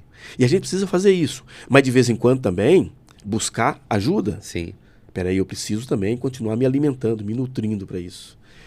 É muito maravilhoso isso. Nós buscarmos esse equilíbrio. A vida é feita de equilíbrio. Os extremos são perigosos. É não querer ser o bom em tudo, porque eu não vou ser, não serei. E ao mesmo tempo respeitar aquele que consegue fazer o que eu não dou conta de fazer e trazer ele para perto de mim, honrá-lo. Mas ao mesmo tempo evitar aquele extremo de ego reprimido. Eu não dou conta de fazer coisa alguma, eu não tenho valor algum. Né? Quem sou eu? Não, então busque se conhecer e vem para o centro. Vem para o equilíbrio. Porque certamente todos têm muito para entregar. Pastor do céu, né? Eu vou falar para o senhor que ficaria aqui mais de horas e horas tendo... Isso aí é um livro que o senhor trouxe? Eu fiz um devocional. De tanto ouvir as pessoas ali, eu percebi que elas estavam precisando de ter algum material para que elas tivessem uma constância, porque a minha abordagem na psicologia é a TCC, que é cognitivo-comportamental. Sim. É uma das abordagens que me permite interagir muito com o meu paciente e a gente trabalha muito com psicoeducação. Uhum. E eu fui para a Bíblia e eu vi que a Bíblia traz muitas instruções. Por exemplo, o devocional aqui no meio, esse devocional é 45 dias, eu estou fazendo outro 40 dias, que é Mentes Perfeccionistas. Esse aqui é do caos à calma. Olha. Né? 45 dias. Teve uma saída muito boa. Por exemplo, o 22º dia, vamos lá, tem um versículo, 1 João 9, se confessarmos os nossos pecados, ele é fiel e justo para perdoar. Tem uma reflexão, a culpa pode ser útil, mas não deve virar condenação. A graça é maior que seus erros. E tem uma aplicação prática. Confesse a Deus e receba o seu perdão como um presente imerecido. E uma tarefa terapêutica. Uau! Descreva a situação e o que você sente ao lembrar do erro, da falha, que ainda não conseguiu perdoar em si mesmo. Segunda tarefa. O que você diria a uma pessoa querida que tivesse cometido esse mesmo erro? Terceira, que crenças surgem em sua mente quando se pensa nesse erro? Exemplo, eu sou um fracasso, nunca vou mudar, não mereço perdão. Quarto, agora vamos desafiar as que surgiram em um olhar mais equilibrado e realista. Exemplo, errei, mas estou tentando melhorar. Esse erro não define quem eu sou. Uau. E complete a frase, hoje eu escolho me perdoar por... Tem aqui uma tarefa.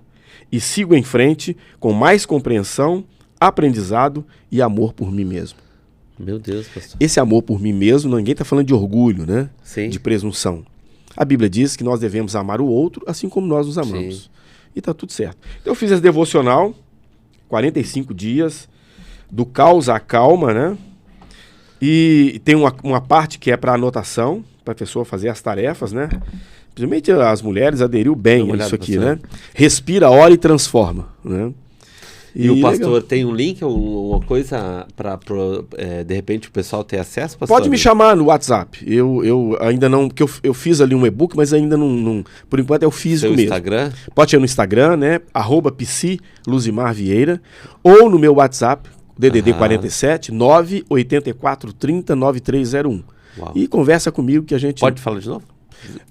O 47 984 30 9301 é o meu WhatsApp, meu próprio, e o meu Instagram também. Gente, pastor Luzimar do Caos à Calma. Isso, olha aí. Olha só, incrível. Legal.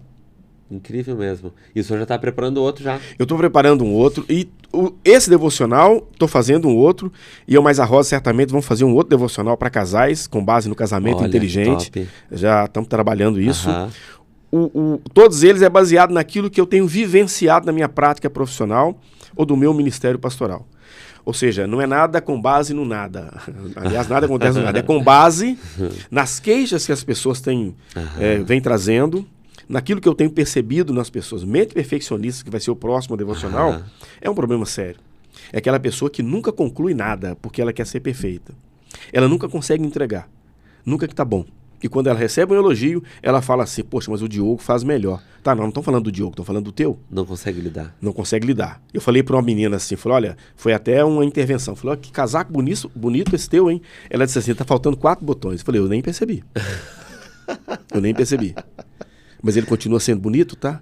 Mas, ou seja, a mente perfeccionista, ela rastreia, ela pega problemas, ela pega defeitos, ela pega e nunca, ela foca muito naquilo que faltou. É o copo meio cheio e meio vazio. Foca muito no que faltou e nunca naquilo que já conquistou. E o que vai acontecer com essa pessoa? Ela não avança em nada. Não avança no ministério, não avança na carreira profissional, não avança no relacionamento conjugal, porque ela acha que ela está sempre devendo. E não é assim. Então esse é do caos à calma, principalmente para quem luta muito contra a ansiedade. E o outro é mentes perfeccionistas, que também é um causador de ansiedades. Pastor, obrigado. Meu Deus, que ótimo. Eu fico feliz, eu tenho certeza que foi riquíssima essa nossa conversa. Bom. Foi muito conteúdo, assim. Vai ser difícil até para fazer os cortes, né, Arthur? Será? olha, não fala assim. Porque assim, a coisa, quando trabalho, Arthur. O conteúdo é bom, a gente quebra a cabeça, sabe, pastor? Então, meu Deus, pastor, que cada vez mais o senhor possa ser usado aí, principalmente os lugares onde Deus colocar o senhor para ajudar as mesmas pessoas, que eu sei que é muito mais, pastor. Eu, graças a Deus, a gente tem mais convivência com a pastora, né? Que tá sempre lá em casa, né? Olha. Verdade! Mas a gente nunca tem, pelo seu trabalho, enfim, né? Mas eu sei, eu sou prova viva, gente, do que o senhor carrega, e eu sei que é muito mais sobre o ministério do senhor do que propriamente aquilo que o senhor usa em relação a ter escolhido a psicologia, enfim, seu trabalho, né? Eu sei que o senhor faz um trabalho excelente. O senhor quer falar mais alguma coisa? Pois então, o assunto, os cortes aí, vão ver, a gente transita em vários assuntos, né? Que diz do ser humano, que é algo fantástico. O ser humano é fantástico. Sim. Nós somos complexos. E é exatamente por termos a mente complexa e não simples, é que nós enfrentamos muitos desafios. Mas os maiores desafios nós enfrentamos dentro da nossa própria cabeça, tá? Costumo dizer que um dos piores falsos profetas que existe está em cima do pescoço da pessoa. Uau. Né? A mente, ela mente muito. Então a gente precisa se questionar bastante. Então por isso que nós falamos muito da infância, porque é onde tudo começa. Sim. Falamos da família, né? Sim. Os bloqueios. E eu desejo que agora essa virada de ano, né? Estamos no finalzinho do ano, que façamos propósitos de ter um ano melhor. A gente sempre fala melhor financeiramente, mais saúde, bons negócios, tudo isso está valendo. Sim. Mas vamos também buscar uma saúde mental melhor, exatamente, uma vida mais sensata, procurar compreender um pouco mais o outro, compreender a si mesmo, sabe? Investir na educação dos nossos filhos. Se puder, vai dar a melhor escola, ok. Vai dar o melhor tênis, ok. O melhor computador, ok. Tá tudo certo, faz parte. Isso é uma outra ordem. Mas presença. Uau. Presença. Beija teus filhos, sabe? Beija teu cônjuge. abrace mais, converse mais, use mais a mesa na tua casa. Eu tenho certeza que o ano será melhor. A gente vai esperar, vamos esperar que Brasília seja melhor, que o governo seja melhor, faz parte também, sim, mas não é isso, não é isso. O governo tem que melhorar dentro da minha casa. Exatamente. Tá? E que isso seja uma meta para o próximo ano, para todas as pessoas que estão nos assistindo. É o que eu desejo de coração. E estamos à disposição para ajudar a pensar, para ajudar a alcançar uma saúde mental melhor, um comportamento melhor, sem julgamento, sem ideias pré-concebidas e com muito acolhimento. Muito obrigado. Deus abençoe. Obrigado, viu? De verdade, Deus abençoe mesmo. Fiquei muito feliz, muito feliz. Tenho certeza que vai ajudar muita gente, que é o propósito desse podcast. Ok. Obrigado, pastor. Um abraço. Pessoal, eu falei que seria incrível, né? Na realidade foi algo muito didático, né? A gente rever de novo, ver de novo, rever de novo, porque eu tenho certeza que a gente vai aprender muito, né? Mas o que mais me chamou a atenção ali, que o pastor falou, é algo que a gente já está batendo, acho que o ano todo nessa tecla aí, né? Eu acho que está na hora, gente, principalmente, né? Nós estamos terminando o ano, gente, da gente começar a ter um olhar clínico para essas portas fechadas que a gente, por causa dessa estrutura de orgulho, a gente vai deixando para depois e a gente não percebe que não só a nossa vida está sofrendo, nossa alma está sofrendo, mas assim, todos que estão em nossa volta estão sofrendo também. De repente você está replicando tudo aquilo que seu pai fez com você e o seu filho está sofrendo. De repente você está replicando aquilo que a sua mãe fez com seu pai e seu cônjuge está sofrendo. Então, gente, está na hora da gente olhar para 2026 com esse olhar clínico para melhorar emocionalmente, que nem o pastor falou aqui. Vamos dar uma chance para dentro da cabeça ser algo mais sadio. Isso vai ajudar em todas as áreas, gente, principalmente dentro de casa, no ministério. Os nossos filhos vão olhar com um olhar muito mais para a função igreja, não, realmente eu quero isso para mim, eu quero viver o que Jesus fez na vida do meu pai, da minha mãe, não ser uma versão dentro de casa, uma versão dentro da igreja. Tá na hora de ressignificar tudo, gente. Tá na hora da gente olhar as coisas com um olhar diferente. E eu desejo para 2026 toda a prosperidade do mundo para a vida de cada um de vocês, lembrando que a prosperidade é uma ausência de necessidade. Então não é sobre carro, sobre casa, sobre dinheiro, não é só sobre isso. É sobre você ser próspero em todas as áreas da vida de vocês, principalmente familiar, e que você tenha um ano novo muito abençoado, e que 2026 seja um ano em que a gente vai também passar por aqui, mas contando as vitórias emocionais que Deus fez na nossa vida. Amém?